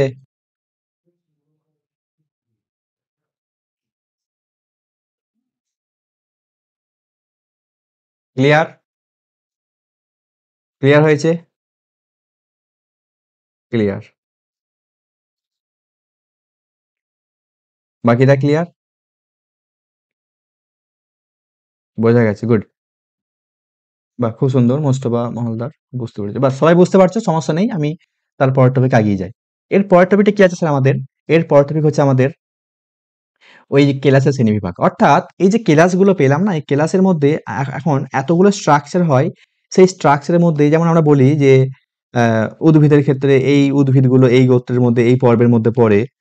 তো এইভাবে ওই কেলাসগুলোকে আমি কয়েকটা ৭ টা পর্যায়ে ভাগ করেছি। সেই পর্যায়গুলো কি, কি স্যার? দেখো এখানে মেনশন করে দিয়েছি, একটা কিউবিক কেলাস, একটা কিউবিক কেলাস, একটা টেট্রাগোনাল কেলাস, একটা অর্থরম্বিক কেলাস, একটা মনোক্লিনিক কেলাস, একটা ট্রাইক্লিনিক, একটা রম্বোহেড্রাল, একটা হেক্সাগোনাল। কোয়েশ্চেন যদি খুব হার্ড হয়, এখান থেকে একটা কোয়েশ্চেন পড়তে পারে যে নিচের কোন ছবিটি বা নিচের কোনটি লেন্থ গুলোর কোন ছবিটির, অর্থাৎ ট্রাইক্লিনিকে বলতে পারে যে যেখানে a not equal to b not equal to c এবং কোনো অ্যাঙ্গেল, অর্থাৎ ওই যে আন্তঃপৃষ্ঠীয় কোণ, কোণগুলোই ৯০ ডিগ্রি নয় এবং কোনোটাই সমান নয়, সব আলাদা। আবার বলতে পারে স্যার কিউবিকের ক্ষেত্রে কি হয়, কিউবিকের ক্ষেত্রে দেখো সমস্ত বাহুগুলো সমান এবং সমস্ত অ্যাঙ্গেলগুলো ৯০ ডিগ্রি। এইভাবে বাহু চেঞ্জ আর অ্যাঙ্গেলের পরিবর্তন করে এইগুলোকে আমরা ৭টা ভাগে ভাগ করেছি। বোঝা গেছে? তবে তুমি কিছু মনে না রাখলেও এইটুকু মনে রেখো যে যেটা কিউবিক স্যার, সেই কিউবিকের ক্ষেত্রে দেখো, তুমি দেখো সমস্ত বাহুগুলো সমান এবং সমস্ত অ্যাঙ্গেল গুলো ৯০ ডিগ্রি। বোঝা গেছে? আর যেটা দেখো ট্রাইক্লিনিক, সেই ট্রাইক্লিনিকে দেখো সমস্ত বাহুগুলো অসমান, কেউ সমান নয় এবং সমস্ত অ্যাঙ্গেল গুলো কেউ ৯০ ডিগ্রি নয়, কেউ সমানও নয়। বাকিগুলো দেখো কোথাও বাহু সমান, কোথাও অ্যাঙ্গেল সমান, কোথাও একটা বাহু সমান, কোথাও একটা অ্যাঙ্গেল সমান। অর্থাৎ সব থেকে সিমেট্রিক অ্যারেঞ্জমেন্ট কে স্যার কিউবিকের, আর সব থেকে অ্যাসিমেট্রিক বা অপ্রতিসম কে স্যার ট্রাইক্লিনিক। তুমি মনে রাখতে পারলে ভালো, কিছু না মনে রাখতে পারলো, এই দুটো মনে রেখো, সব থেকে সিমেট্রিক কিউবিক আর সব থেকে অপ্রতিসম বা অ্যাসিমেট্রিক হচ্ছে আমাদের ট্রাইক্লিনিক।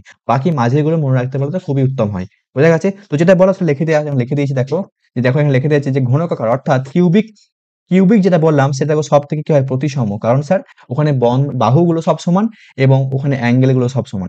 আর স্যার ট্রাইক্লিনিক কি, যে ট্রাইক্লিনিকের ক্ষেত্রে কি সবচেয়ে অপ্রতিসম। কারণ কি স্যার, ওখানে আন্তঃপৃষ্ঠীয় কোণ বলো বা দৈর্ঘ্য বলো কোনোটাই সমান নয় এবং কোনোটাই ৯০ ডিগ্রি নয়, কোনোটাই বাহু সমান নয় এবং কোনো অ্যাঙ্গেল ৯০ ডিগ্রি তো নয় এবং কেউ কারোর সঙ্গে সমান নয়। যার জন্য সবথেকে অপ্রতিসম হচ্ছে ট্রাইক্লিনিক এবং সবথেকে প্রতিসম হচ্ছে কিউবিক। এই দুটো মনে রেখো, আর বাকিগুলো মনে রাখতে পারলে ভালো। যে জিজ্ঞেস করতে পারি নিচের কোনটি টেট্রাগোনালের বা নিচের কোনটি অর্থরম্বিকের, মনে রাখতে পারলে খুব ভালো হয়। আমি এখানে দিয়ে দিয়েছি, তোমরা চেষ্টা করবে মনে রাখার। বোঝা গেছে?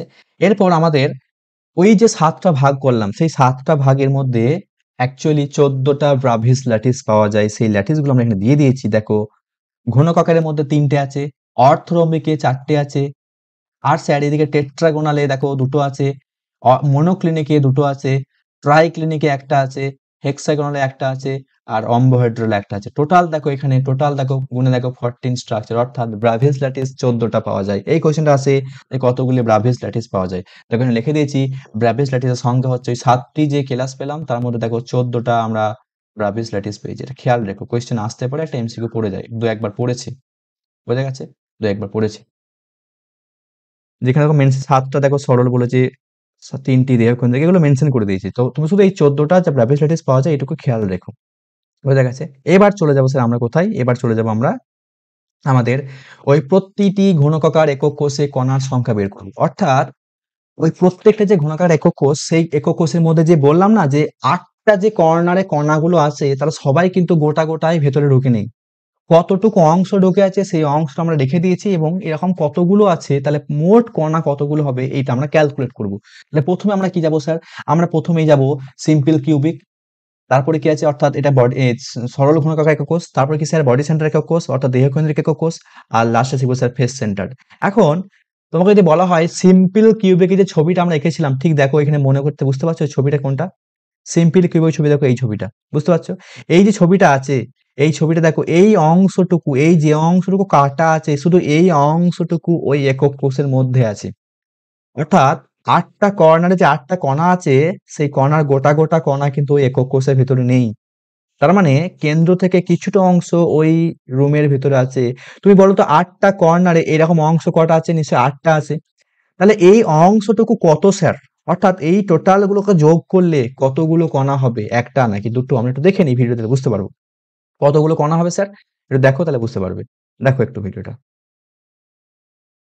ওই 8টা কর্নারের কণাগুলোকে যে অংশটুকু ঢুকেছিল তাকে যোগ করে দেখো, কি হলো স্যার? একটাই কণা হলো। তার মানে স্যার ওই 8টা কর্নারের যে অংশটুকু ঢুকেছিল সেই অংশটুকু যোগ করলে দেখা গেল একটি কণা হচ্ছে। তুমি ভিডিওটা আবার দেখো, তাহলে বুঝতে পারবে যে কিভাবে স্যার একটি কণা হচ্ছে। অর্থাৎ আমি এখানে বলতে পারবো যে নিশ্চয়ই ওখানে 8টা ইন্টু 1/8, তাই 1 অংশ। তার মানে ওই কর্নারের অংশগুলো ঠিক 1/8 অংশ করে রুমের মধ্যে ছিল।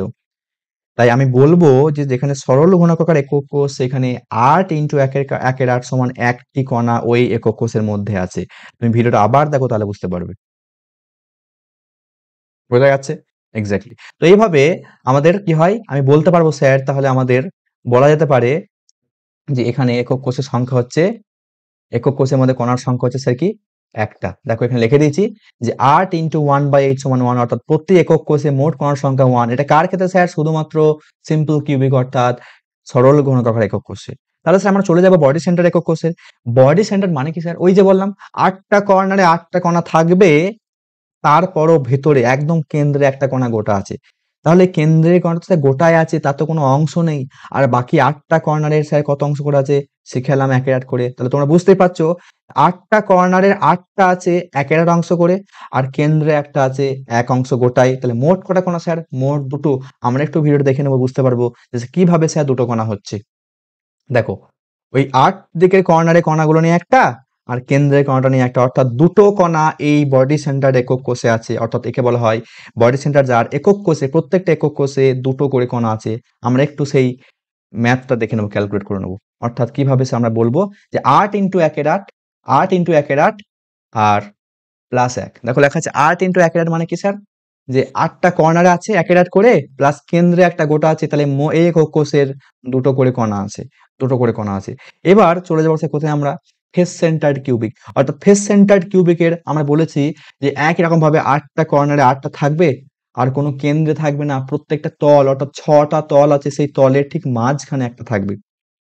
তার মানে বুঝতেই পারছো যে তলের মাঝে থাকা মানে ওই একক কোষে অর্ধেক অংশ আছে, অর্ধেকটা বাইরে আছে। সেই ছবি দেখো আমরা এখানে মেনশন করে দিয়েছি, এবং ভিডিও দেখলে বুঝতে পারবে যে এখানে অ্যাকচুয়ালি কতগুলো কণা আছে পার একক কোষে। দেখো ছবিটা দেখো, বুঝতে পারবে। দেখো 8টা কর্নারের জন্য যুক্ত হয়ে যাচ্ছে, তাহলে এইটা একটা কণা হয়ে গেল, সরে গেল। আর তলে দেখো 6টা আছে, সেই 6টা হাফ অংশ করে আছে, সেইগুলো দেখো যোগ করে দেখো, তুমি মোট 3টে কণা পাবে। মোট দেখো 3টে কণা পাবে, অর্থাৎ আগের একটা আর 3টে নিয়ে মোট 4টে কণা। আমি আবার দেখাচ্ছি, 8টা কর্নারের জন্য 8টা, একটা হয়ে গেল। আর ভেতরে যে তলে যে অর্ধেক অংশ করে আছে সেগুলো নিয়ে মোট 6টা তলের জন্য, 6টা তলের জন্য দেখো 3টে কণা। তাহলে আগের একটা আর এইটা নিয়ে মোট 4টে কণা পাওয়া গেল। ঠিক আছে? তাহলে আমরা একটু ক্যালকুলেটটা করে নিই, তাহলে বুঝতে পারবো। দেখো এখানে লিখে দিচ্ছি 8 into 1/8 plus 6 into 1/2। Sir 8 into 1/8 মানে 8টা কর্নারে 1/8 অংশ করে, আর 6টা তলের হাফ অংশ করে। কারণ তলে থাকলে তার অর্ধেক অংশ রুমে, অর্ধেক অংশ ওইদিকে।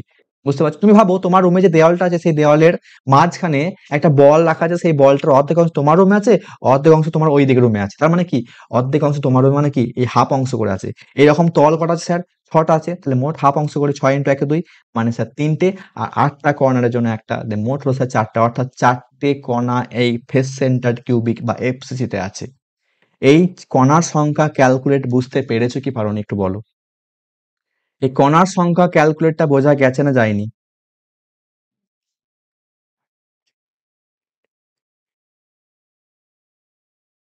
5টা কোনটা 5টা হবে? কোনটা মোস্তফা, তুমি কোনটা 5টা বলছো?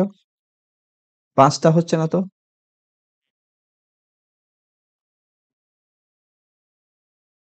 একটু বলো, বোঝা আছে? আমি যেগুলো দেখালাম ক্যালকুলেট করা শিখেছো? একক কোষে সবসময় খেয়াল রাখবো যে এফসিসি মানে একক কোষে 4টি কণার সংখ্যা, বিসিসি মানে দুটো কণার সংখ্যা, আর এসসি মানে একটা কণার সংখ্যা। একটু রেসপন্স করো। পুরো ক্লিয়ার? বাহ! দেবজিৎ, করণ, পুরো ক্লিয়ার। সে কেটে বাদ হচ্ছে কেন? ঠিকই তো, কেটে বাদ হওয়ার কারণটা কি? ওই কণাটা তো পুরো রুমের মধ্যে নেই। যেটা কর্নারে আছে সেই কর্নারের তো গোটা অংশ রুমের মধ্যে নেই। আমি কি বললাম? ওই তোমার একক কোষ যে সরল, সেখানে যে কেন্দ্রটা, ওই কণার কেন্দ্র হচ্ছে ওই একক কোষের যে ঘনকের কোণ। অর্থাৎ কোণটা থেকে আছে, তাহলে অর্ধেক অংশ, অল্প অংশ রুমে আছে, কিছু অংশ, সেই অংশ কি একের অংশ। আর যেগুলো স্যার তলে আছে সেগুলো স্যার একের হাফ অংশ করে, একের দুই অংশ করে। এইটার জন্য কেটে বাদ। অর্থাৎ যে অংশটা আমার এই কোষের মধ্যে নেই তাকে আমরা নেবো কেন? স্যার বাদ, এটা বাদ। খুব ইজি ছিল, অল ক্লিয়ার, গুড। সবাই বুঝতে পেরেছো? বেশ, সবার বোঝা গেছে, খুব ইজি ছিল, সবার সমস্যা নেই। যদি কোনো সমস্যা টেলিগ্রামে বলবে, আমি অ্যান্সার দিয়ে দেবো, ঠিক আছে? এখন তো কেউ কিছু বলনি, সবার ক্লিয়ার বলছো, ঠিক আছে? তাহলে স্যার এখন আমরা চলে যাব, একটা অঙ্ক দিচ্ছি যেখানে তোমরা বলো, এই যে একক কোষ তোমাদের এখানে দিয়েছি, এই একক কোষটাতে দেখো 8টা কর্নারে 8টা কণা আছে। সবাই একটু ক্যালকুলেট করে বলবে আমাকে যে এই একক কোষটায় মোট কতগুলো কণা আছে। এগুলো স্যার কর্নারে আছে, আর এই যে কণাগুলো আছে এগুলো স্যার ধারে আছে, ধারে। একটু ভাবো তো, ওই ধারে যে কণাটা আছে সেই কণাটা কত অংশ রুমে আছে। আমি বলেই দিচ্ছি যে কর্নারে থাকলে একের একটা অংশ করে হয়। 8টা কর্নারে 8টা আছে, একের অংশ একটা, একটা। আর স্যার যেগুলো ধারে আছে, ধার কিন্তু স্যার 12টা আছে, উপরে 4টা, মাঝে 4টা, নিচে 4টা। এই 12টা ধারের মধ্যে যে কণাগুলো আছে সেই কণাগুলো কত অংশ করে রুমে আছে। এই দেখো ধারের কণাটাকে আমি এখানে বুঝিয়েছি, এখানে কোনো কণা থাকলে সে কত অংশ এই সামনের ফ্রন্টের একক কোষটায় থাকবে। বোঝা গেছে? একটু ক্যালকুলেট করে বলো যেটা কত হবে। একটু ক্যালকুলেট করে আমি দেখতে চাইছি তোমরা বুঝতে পেরেছো কি পারোনি। ক্লাস চলবে, টাইম এখনো হয়নি, ক্লাস চলবে। এটা একের 12 অংশ করে না, একের 12 অংশ কেন কেন হবে? ধারে আছে তো। সুদেশ না পারলে ওটা একের 12 অংশ করে হবে না। ভাবো, ওই আমি তোমাকে ভিডিওটা দেখাই, বুঝতে পারবে। একটা ভিডিও দেখাই। আচ্ছা, এই ভিডিও দেখো তাহলে সুদেশ নেপাল, তুমি যেটা বললে এটা দেখো, বুঝতে পারবে। এই দেখো এইখানে দেখো মাঝে লাল বলটা হচ্ছে ওই কর্নারটা যা ধারে আছে। ওই ধারের কণাটা যদি আমি 4টে রুমে ভাগ করি, দেখো এই অংশটা হচ্ছে 1/4 অংশ, অর্থাৎ 1/4 করে আছে। যে অংশটা ধারে ছিল সেই অংশকে যখন 4টে রুমে ভাগ করে দিলাম, তাহলে এখন এই ধারে যে কণাটা আছে সেই কণাটা দেখো 1/4 করে আছে। ভিডিওটা একটু আবার দেখো, তাহলে বুঝতে পারবে। ভিডিওটা আবার দেখো, তাহলে বুঝতে পারবে।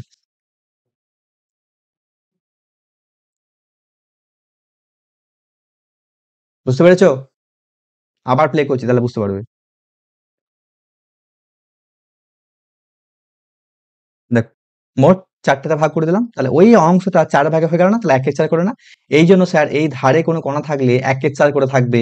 অর্থাৎ তোমার রুমের যে দেওয়ালটা তুমি দেখতে পাচ্ছ সেই দেওয়াল আর তোমার উপরের দেওয়ালে জয়েনিং পয়েন্ট, ওই পয়েন্টে কোনো একটা কণা থাকা মানে ওই কণাটা তোমার রুমে আছে, তোমার পাশের রুমে আছে, তোমার উপরের রুমে আছে, তোমার ওই পাশের রুমে আছে। অর্থাৎ 4টে রুম ভাগ করেছে মানে 1/4 করে আছে। বোঝা গেছে? তাহলে এখন এই 12টা ধারের জন্য 12 ইন্টু 1/4, আর 8টা কর্নারের জন্য 8 ইন্টু 1/8, তার মানে মোট কটা হবে স্যার? মোট কটা হবে কে বলতে পারবে? মোট কটা হবে? মোট কটা হবে স্যার? তাহলে মোট কর্নার সংখ্যা কটা হবে? কটা হবে? কে বলবে দেখি? বুঝলাম, বুঝলাম। 7টা হবে কেন? কি করে 7টা হচ্ছে? একটা হচ্ছে কর্নার গুলোর জন্য 8 ইন্টু 1 মানে একটা, আর 12টা আছে ধার, তাহলে 12 ইন্টু 1/4, 3টে। তাহলে মোট হলো স্যার 1টা প্লাস 3টে সমান 4টা। গুড।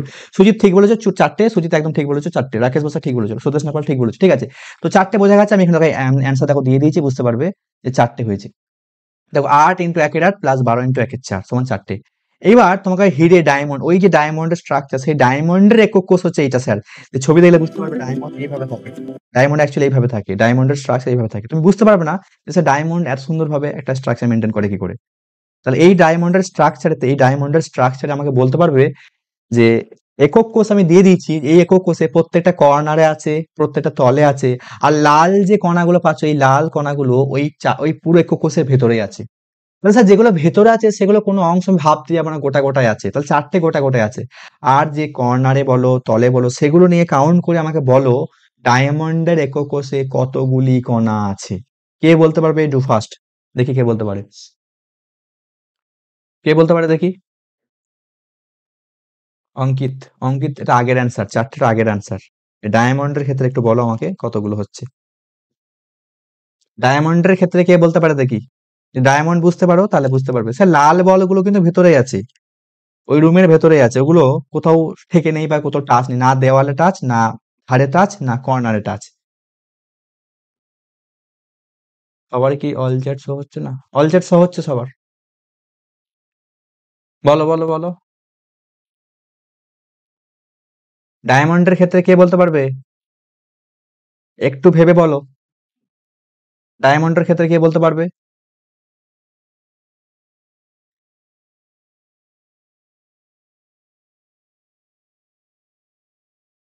কে বলতে পারে দেখি ডায়মন্ডের? 16 সুদেশ নেবার 16 হবে কি করে? 8টা কর্নারে 8টা আছে, 1 অংশ করে আছে, তাহলে 8 ইন্টু 1 বেশ একটা গেল। আর স্যার তলে স্যার 6টা আছে, হাফ অংশ করে, তার 6 ইন্টু 2 মানে 3টে গেল, মোট 4টে গেল। আর স্যার 4টে কণা তো ভিতরেই আছে, তাহলে তো গোটা গোটা অংশ কুড়ি আছে, তাহলে মোট কত হবে স্যার? মোট হবে 1 প্লাস 3 প্লাস 4 সমান হচ্ছে স্যার 8টা। দেখে নাও, এখানে আমি ক্যালকুলেট করে দিয়েছি যে 8 ইন্টু 1 স্যার কেন? 8 ইন্টু 1 কি করে হলো স্যার? কর্নারে যেগুলো আছে সেগুলো 1 অংশ করে আছে, তাহলে 8 ইন্টু 1 আর স্যার তলে যেগুলো আছে সেই 6টা তল থাকার জন্য 6 ইন্টু 2 আর স্যার যেগুলো ভেতরে আছে সেইগুলো স্যার 4টে আছে এবং 1 অংশ করে গোটা গোটা আছে বলে টোটাল অ্যান্সার হবে 8। ক্লিয়ার হয়েছে? ডায়মন্ডের একক কোষের কতগুলি কণা ক্লিয়ার হয়েছে? ডায়মন্ডের একক কোষে ক্লিয়ার 8টা। সুদেশ নেপাল 8টা, সুজিত 8টা, সবাই ঠিক বলেছো, ঠিক আছে। বুঝতে পারছো? এটাই এটাতে 8টা, সরি ভুল হলো। হ্যাঁ 8টা, ঠিক আছে, গুড। তাহলে এটা বোঝা যাচ্ছে? ক্লিয়ার? সমস্যা নেই? সমস্যা নেই? এই অবধি ক্লিয়ার? সবার ক্লিয়ার? দেখি কারোর সমস্যা আছে নাকি বলো। ডায়মন্ডটা একটু বুঝিয়ে দিন। আচ্ছা ডায়মন্ডটা বুঝিয়ে দিচ্ছি। স্যার ডায়মন্ডের ছবিটা দেখলে বুঝতে পারবে, ডায়মন্ডের ছবিতে 8টা যে কর্নার, এই একটা কর্নার, এই একটা কর্নার, এই একটা কর্নার, এইদিকে একটা কর্নার, এই একটা নিচে একটা কর্নার, এই একটা কর্নার, এই একটা কর্নার, এই 8টা কর্নারের মধ্যে 8টা কণা আছে এবং সেই কণাগুলো স্যার বলেছি কর্নারে থাকলে 1/8 অংশ করে হয়, তাহলে 8টা কর্নারে 8 ইন্টু 1/8 মানে একটা হলো। আর স্যার যেগুলো তলে আছে স্যার সেগুলো কি করে বুঝবো স্যার? তলের গুলো দেখো, এই মাঝে এই একটা তল, এই একটা তল, এই একটা তল, আর এইদিকে তলে একটা আছে, আর এইদিকে তলে একটা আছে, অর্থাৎ স্যার 6টা তলে আছে। এই 6টা তলের জন্য এই 6টা ইন্টু হাফ অংশ করে, তলে থাকলে স্যার হাফ এই রুমে আছে, হাফ বাইরে আছে, তাহলে হাফ অংশ করে, তাহলে স্যার 6 ইন্টু 2। আর স্যার যেগুলো লাল বল আছে, এই যে লাল বল, এই যে লাল বল, এই লাল বল, এই লাল বল, এগুলো কি স্যার রুমের ভেতরে আছে, অর্থাৎ কোষের ভেতরে আছে। তাহলে এখানে 4টে গোটা গোটা অংশই আছে, তাই 4 ইন্টু 1 মানে মোট হচ্ছে স্যার 8টা। ক্লিয়ার হচ্ছে? বাকিদের ক্লিয়ার? হ্যাঁ ক্লিয়ার। আচ্ছা যা যা লাইভ কেটে গেছিল, হ্যাঁ আমি ক্লিয়ার করে বললাম, তুমি দেখো ক্লিয়ার করেই বললাম। ডায়মন্ডটা বোঝা গেল? ডায়মন্ডটা ক্লিয়ার? একটু ভাবো, ক্লিয়ার হয়ে যাবে, দেখো আমি তো ছবি দিয়েই দিয়েছি এবং অ্যান্সার তো করেই দিচ্ছি, সমস্যা নেই। ক্লিয়ার? ঠিক আছে, বুঝতে পেরেছি, বাট সবাই বুঝতে পেরেছো, সমস্যা নেই, তাহলে আমরা আগিয়ে যাব নাকি? আগিয়ে যাই? আগাবো? বলো বলো, আগাবো?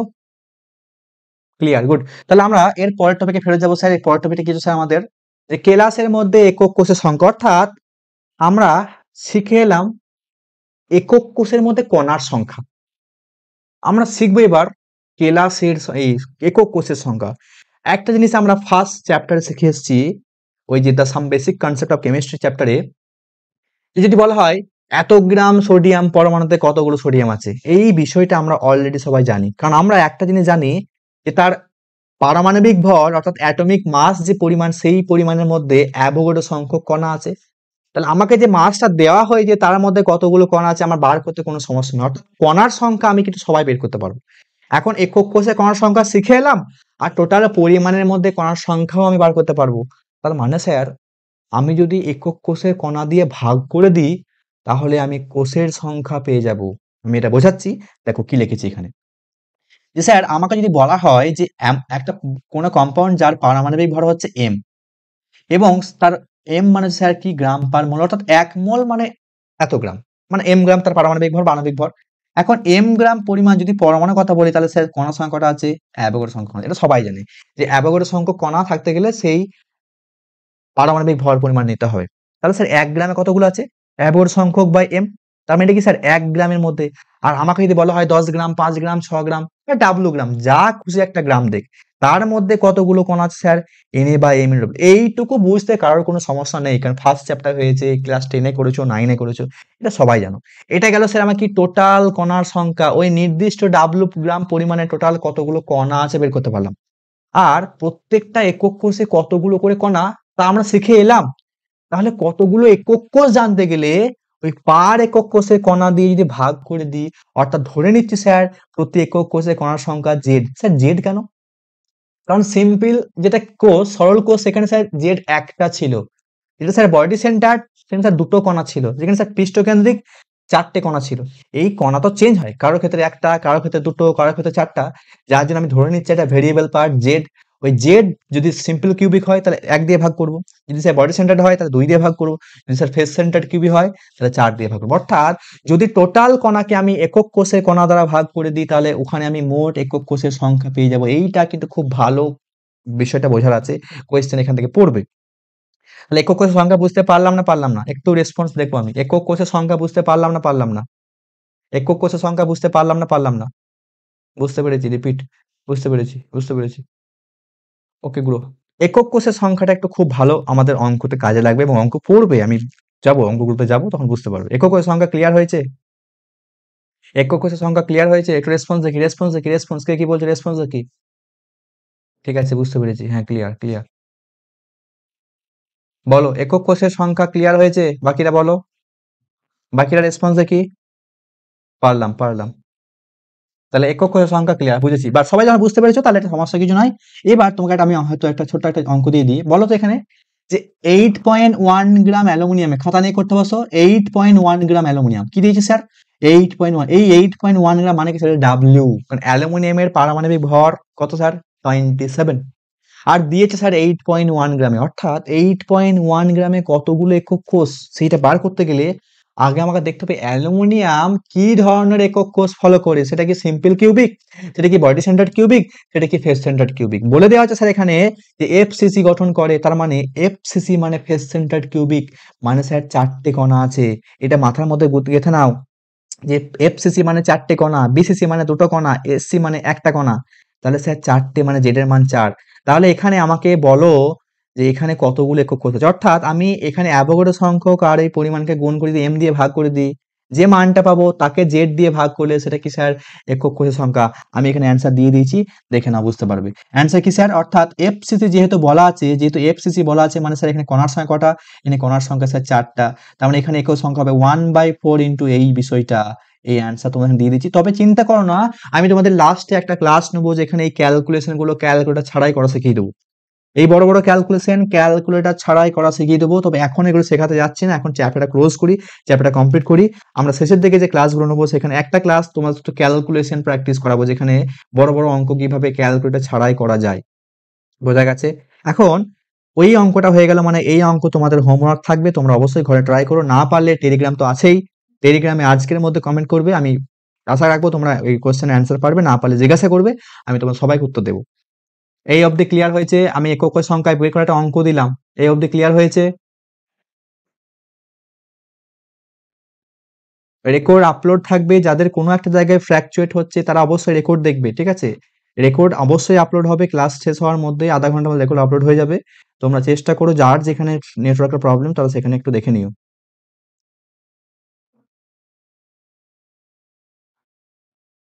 একক কোষের সংখ্যাটা জাস্ট মোট কণার সংখ্যাকে জেড দ্বারা ভাগ করে দিলাম, এটাই আর কিছু না।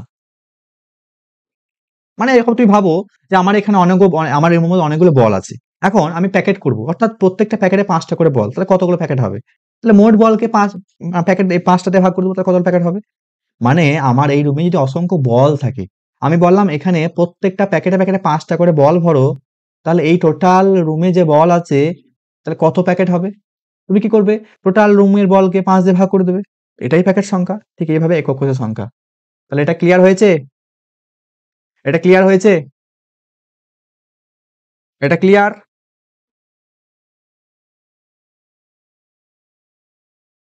এটা ক্লিয়ার?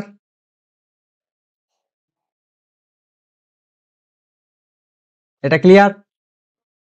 এফসিসিটা স্যার, এটা এফসিসি তে করবো। হ্যাঁ, তোমাকে বলে দিয়েছে। আর কোনটা?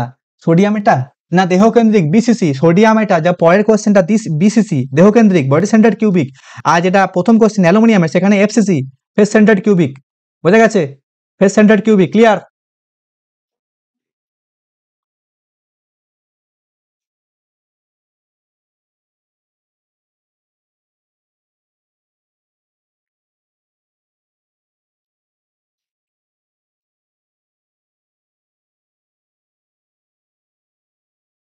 ক্লিয়ার হয়েছে? ক্লিয়ার, ঠিক আছে। অঙ্কিত রয়, তুমি একটু রেকর্ড দেখে নিও। তোমার নেটওয়ার্কের প্রবলেম হয়ে থাকলে তুমি রেকর্ড দেখে নিও, বুঝতে পারবে। এখন আমাদের লাস্ট স্লাইড, সেটা হচ্ছে আমাদের এটা পড়বো। আচ্ছা, এটা ভালো করে করো। এনসিসি নিয়ম করবে। এনসিসি না, এনসিসি আবার কি? এনসিসি বলে কিছু হয় না এইখানে।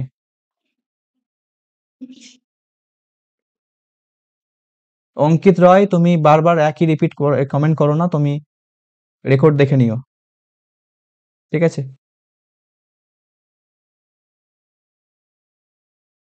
ঠিক আছে, আমরা পরের স্লাইডে যাই। আমাদের পরের স্লাইড হচ্ছে স্যার আমাদের এইটাই আমাদের লাস্ট স্লাইড।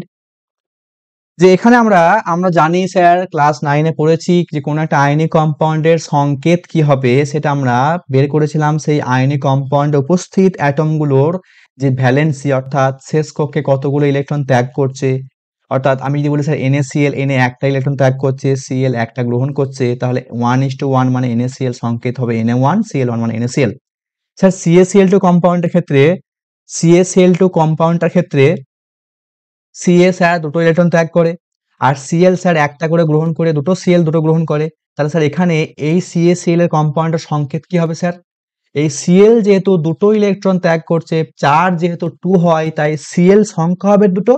আর Cl যেহেতু একটা ইলেকট্রন গ্রহণ করে, তাই Cl এর চার্জ যেহেতু -1 হয়, তাই Ca হবে একটা। এই বিষয়গুলো আমরা ক্লাস 9-এ পড়ে এসেছি যে কোনাকুনি ডায়াগোনালি রিলেশনশিপ করে একটা ফর্মুলা করা যায়। বাট এখানে এখানে ওই আয়নিক কম্পাউন্ডগুলোর যে কণাগুলো দিয়ে তৈরি, যে কণাগুলো দিয়ে তৈরি সেই কণা একক কোষে কতগুলো করে আছে সেইভাবে আমরা ক্যালকুলেট করে বলে দিতে পারবো যে ওই কম্পাউন্ডটার ফর্মুলা NaCl হবে নাকি CaCl হবে নাকি NaCl2 হবে নাকি Na2Cl হবে নাকি CaCl2 হবে। তার মানে এখানে আমরা বলে দিতে পারবো যে ওখানে কতগুলো কণা আছে, এই ক্যাটায়ন কতগুলো আছে, অ্যানায়ন কতগুলো আছে, এদের স্মলেস্ট রেশিও নেব, দিয়ে সেই অনুপাতটা হবে ওই কম্পাউন্ডের ফর্মুলা। যেমন প্রথমে একটা এক্সাম্পল দিয়ে দেখো, দিয়ে দিচ্ছি আমি এখানে কি স্যার, যে কিউ যে কোয়েশ্চেন দেওয়া আছে এম প্লাস এবং এম প্লাস কি লেখা আছে স্যার, এম প্লাস এবং এক্স মাইনাস, এম প্লাস এবং এক্স মাইনাস যে কম্পাউন্ডটা, দেখো লেখা আছে এম প্লাস আছে স্যার কোথায়, এম প্লাস আছে কৌণিক পয়েন্টে, কি লেখা আছে স্যার, কৌণিক পয়েন্ট এম প্লাস। আর দেহ কেন্দ্রে আছে এক্স, দেহ কেন্দ্রে, অর্থাৎ আমাকে বলতে পারবে যে অল কর্নারে শুধু এম প্লাস আছে আর বডি সেন্টারে আছে এক্স। তাহলে বলো তো এম কটা আছে? 8টা কর্নারে 8টা আছে, বাট একক কোষের ভিতরে টোটাল কটা এম আছে? কে বলতে পারবে? এটা কমেন্ট দেখি। টোটাল ভেতরে কতগুলো এম আছে একটু কমেন্ট দেখি, কে বলতে পারবে?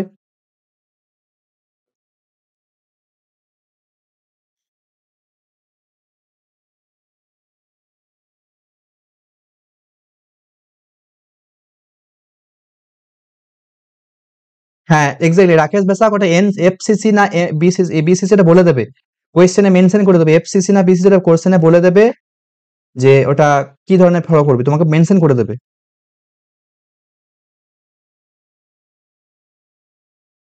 হ্যাঁ এক্স্যাক্টলি, তার মানে একটা কণা আছে এম, আর স্যার বডি সেন্টারে এক্স আছে কটা? একটাই আছে। তাহলে স্যার এদের অনুপাত কত হবে? 1:1। তাহলে এর অ্যান্সার কত হবে স্যার? এম এক্স, এই কম্পাউন্ডের ফর্মুলা হবে এম এক্স। দেখো অ্যান্সার এখানে দিয়ে দিয়েছি, এম এক্স, এম এক্স, বুঝতে পেরেছো?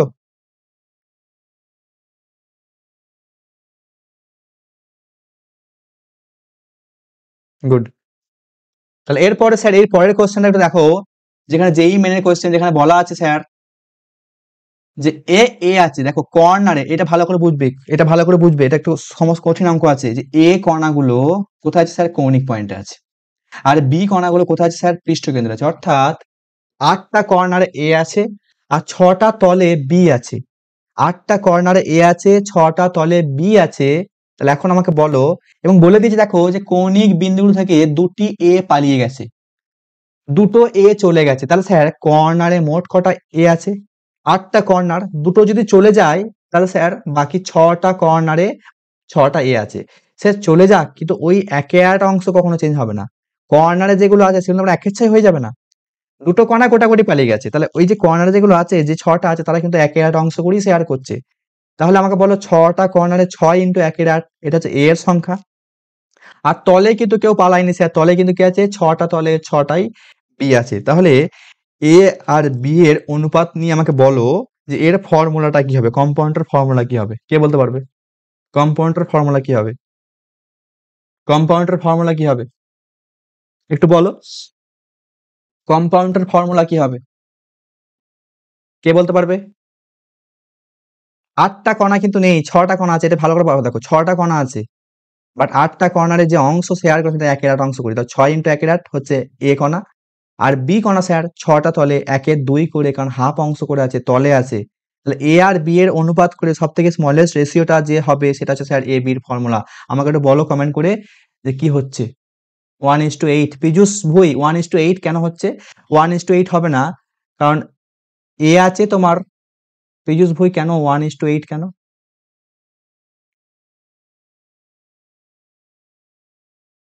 1:8 কেন হবে? 1:8 কেন হবে? এটা কোন কোশ্চেনের উত্তর বলছো? আগের কোশ্চেনের উত্তর বলছো নাকি? আগের কোশ্চেনের উত্তর বলছো না তো? এই লাস্ট 2 নম্বর কোশ্চেনটা, সেকেন্ড কোশ্চেনটা, এটার উত্তর বলো। দেখি মোস্তফা মহালদার বলছে 2:3। আচ্ছা দেখি অ্যান্সার, দেখি কি বলেছে এখানে। অ্যান্সার বলছে স্যার 1:4। কেন স্যার? হ্যাঁ, এই দেবজিৎ কারণ ঠিকই বলেছে, একদম 1:4, AB4। Good good. অঙ্কিত রায় ঠিক বলেছে AB4। অনুশ্রী দাস AB4, ঠিকই বলেছো। তাহলে আমি একটু বুঝিয়ে দিই যে স্যার আমাদের এইখানে 6 কেন করলো স্যার? 6 করার কারণটা হচ্ছে আমরা স্যার 8 কেন করলাম না? কারণ আমাকে বলা আছে স্যার দেখো যে দুটি এ কণা ওখান থেকে নিরুদ্দিষ্ট অর্থাৎ চলে গেছে। তার মানে 8টা কর্নারে 8টা কণা নেই, দুটো কণা চলে গেছে, আছে 6টা। সেই 6টা আবার একে আট অংশ করে শেয়ার করেছে, মানে স্যার এখানে 3/4।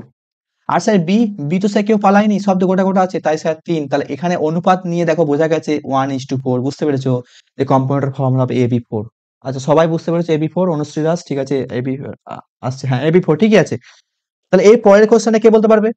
পি ও কিউ যে কোশ্চেনটা আছে এটা কে বলতে পারবে? এটাও সবাই পারবে, দেখো একটু চেষ্টা করো, এই অঙ্কগুলো পরীক্ষা আসে রে, এগুলো আসবে। প্রসেসটা দেখে রাখো, হয়তো এইটাই কমন নাও পেতে পারো, কিন্তু এই ধরনের কোশ্চেন আসবে, এটুকু শিওর রাখো, এই ধরনের কোশ্চেন আসবে। পরের কোশ্চেনটা বলো, যেখানে দেখো বলা আছে পি আর কিউ, যেখানে কৌণিক পয়েন্টে পি আছে, পৃষ্ঠকেন্দ্রে কিউ আছে, আর নির্দিষ্ট কেউ হয়নি, তার মানে তো খুব সহজই ব্যাপার। পৃষ্ঠকেন্দ্রে পি কিউ আছে আর কর্নারে পি আছে, এখানে কেউ নির্দিষ্ট নেই, সহজ কোশ্চেন।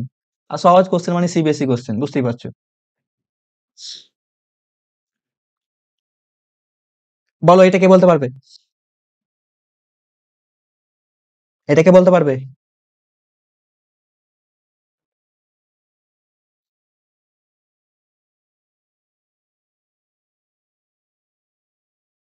আর একটা কোশ্চেন আছে, আর একটা কোশ্চেন, আমি আর কাউকে ওয়েট করাবো না, আর একটা কোশ্চেন হলেই আমার ক্লাস শেষ। ঠিক আর 2 থেকে 3 মিনিট, 2 থেকে 3 মিনিট, আমি বেশিক্ষণ সময় নেবো না, আমি 8:45 ছেড়ে দেবো। 2 থেকে 3 মিনিট আমি সময় নিচ্ছি, এই কোশ্চেনের উত্তর দিয়ে দাও, তাহলে একটা কোশ্চেন বলে আমি ছেড়ে দেবো। হ্যাঁ আমি জানি তোমার টিউশন আছে, ঠিক আছে আমি বেশি সময় নিচ্ছি না, 2 মিনিট সময় নিচ্ছি, 2 মিনিট।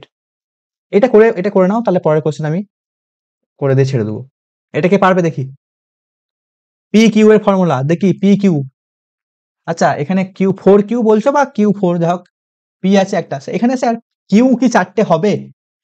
কিউ কি 4টে হবে? আমি তো কোশ্চেন দেখে মনে হচ্ছে আমার পি তো কর্নার আছে, মানে পি একটা হবে, আর পৃষ্ঠে পি আছে মানে 3টে হবে, তাহলে স্যার পি, হ্যাঁ একদম অঙ্কিত রয় ঠিক বলেছো, PQ3। অঙ্কিত রয় ঠিক হয়েছে, PQ3। Fahim Ahmed like PQ3। Good good. তাহলে এটা বুঝতে পারছো, সবাই পারছো। পরের কোশ্চেনটা যে বলে দিতে পারো তোমার ছুটি। এই কোশ্চেন লাস্ট কোশ্চেন, এটা বলে দিতে পারো মানে তোমাদের ছুটি।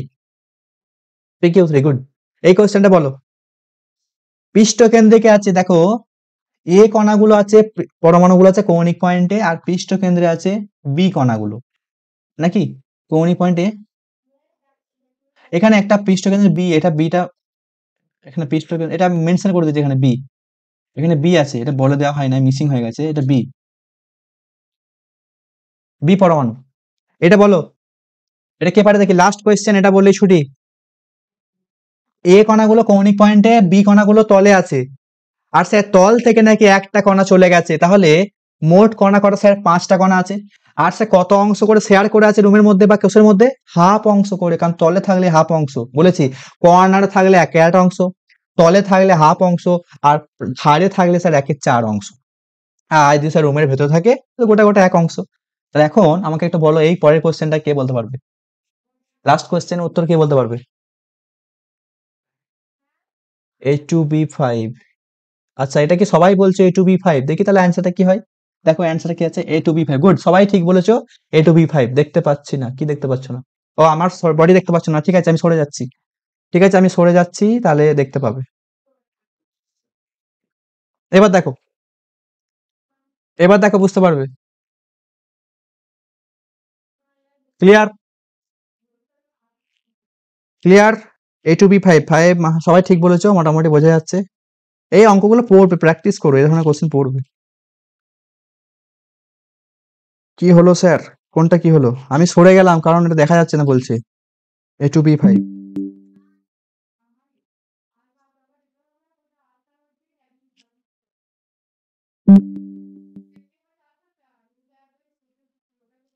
Q3 কেন হচ্ছে? এই নেহা অ্যান্সারে কি অ্যান্সার দিচ্ছ? PQ3 না, A2B5 যেটা বললাম। দেখো করে দিয়েছি, এটা দেখো।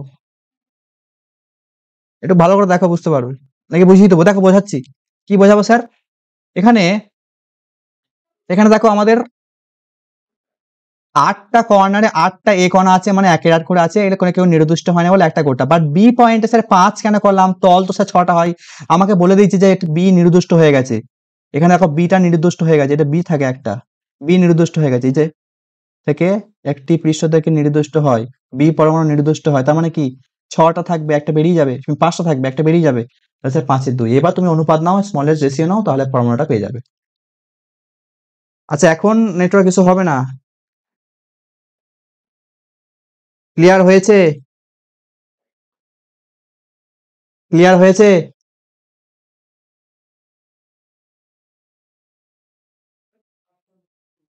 ক্লিয়ার হয়েছে? এটা হয়ে গেলেই ছুটি, আর তো কিছু কোশ্চেন দিন, এটাই আমার লাস্ট স্লাইড। এই লাস্ট অঙ্কটা ক্লিয়ার? লাস্ট অঙ্কটা ক্লিয়ার? লাস্ট অঙ্কটা কি ক্লিয়ার? হ্যাঁ স্যার ক্লিয়ার, গুড। হ্যাঁ স্যার, বাহ, সবাই বুঝতে পেরেছো। আমি খুব খুশি তোমাদেরকে বুঝিয়ে যে তোমরা বুঝতে পারলে। তাহলে আজকের ক্লাস কেমন লাগলো একটু রেসপন্স করে বলো। আজকের ক্লাস তোমাদের কেমন লেগেছে? আজকের ক্লাস তোমাদের কেমন লেগেছে একটু বলো, তাহলে আমরা ছেড়ে দেবো আমাদের ম্যাথ। আর ম্যাথ করবো না, সবাই বিরক্ত হয়ে যাচ্ছে, কারণ টাইম হয়ে যাচ্ছে না। 1.5 ঘন্টা, 1 ঘন্টা 45 মিনিট হয়ে গেল। 7:30 শুরু করেছি, 8:50 বাজছে। 1 ঘন্টা 50 মিনিট হয়ে গেল, 20 মিনিট হয়ে গেল। যাই হোক, আমাদের স্পেশাল ম্যাথ করবো। তোমরা ঘরে প্র্যাকটিস করো, অবশ্যই তোমাদের সমস্যা হলে আমাকে বলবে। হ্যাঁ, লিভ হয়ে যাও মোস্তফা, তোমাদের টিউশনিতে লিভ হয়ে যাও। ঠিক আছে, আজকে ক্লাস কেমন লেগেছে বলো, একটু রেসপন্স করো। দারুন, ঠিক আছে, হ্যাঁ গুড। তোমরা রেকর্ডটা দেখো, ঠিক আছে, রেকর্ডটা দেখো, তোমাদের সুবিধা হবে। খুব ভালো। সবাই ভালো, ভালো, ভালো, ভালো, সবাই বুঝতে পারছো, দারুণ লাগলো। বেশ, আমরা পরের ক্লাসগুলো এইভাবে আমরা ছবি দিয়ে দিয়ে বুঝবো, তোমাদের সুবিধা হবে। ভালো, খুব ভালো লেগেছে, একদম ক্রিস্টাল ক্লিয়ার যাকে বলে। ঠিক আছে, রাকেশ বেসা ক্রিস্টাল ক্লিয়ার, দেখ এটা ধরে রাখো, বোঝো সবাই, তাহলেই হবে। গুড, অল দ্য বেস্ট সবাইকে। আগামীকাল ক্লাস হচ্ছে না, আগামীকাল হচ্ছে আমাদের কি বার? রবিবার। আমাদের ক্লাস হচ্ছে সেই মঙ্গলবার দিন, সেকেন্ড ক্লাস শুরু হবে। মঙ্গলবার শুরু হবে, ঠিক আছে। আগে আমার তো রবি সোম শনি রবি অফ থাকে। মঙ্গলবার দিন আমাদের ক্লাস শুরু হবে। লেফট করো সবাই, have a nice day, good, see you. ঠিক আছে, বেশ ভালো থেকো সবাই। ঠিক আছে, সবাই ভালো থেকো। আবার মঙ্গলবার দেখা হচ্ছে আমাদেরকে। ওকে, ওকে, বাই, বাই।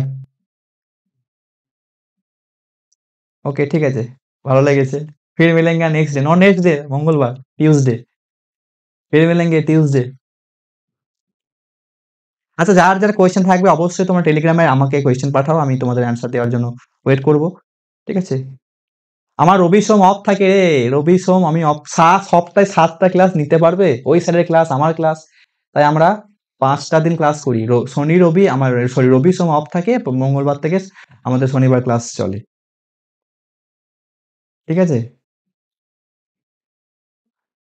তোমরা যদি বলো স্যার আমরা অফ রাখবো না, সব ক্লাস কোথায় করবো, তোমাদের জন্যই অফ রাখা হয়েছিল, স্যার 2 দিন ওদেরকে রেস্ট দিই, যাতে ওদের সুবিধা হয়, বা কারণ অনেক পড়া জমা থাকে, তো কারণ ধরো সারা সপ্তাহে যে পড়াগুলো বাকি আছে সেগুলো তোমরা মেকআপ করতে পারবে এই সময়, রবি সময়ের মধ্যে। তারপর আবার ওই স্যারের ক্লাস থাকে, আবার ফিজিক্স, তোমাদের ম্যাথ, অনেক চাপ থাকে, সেই জন্য আমরা একটু রেস্ট দিয়েছি। আর কোনো কোয়েশ্চেন নেই তো? লিভ হয়ে যায়, লিভ হয় নাকি?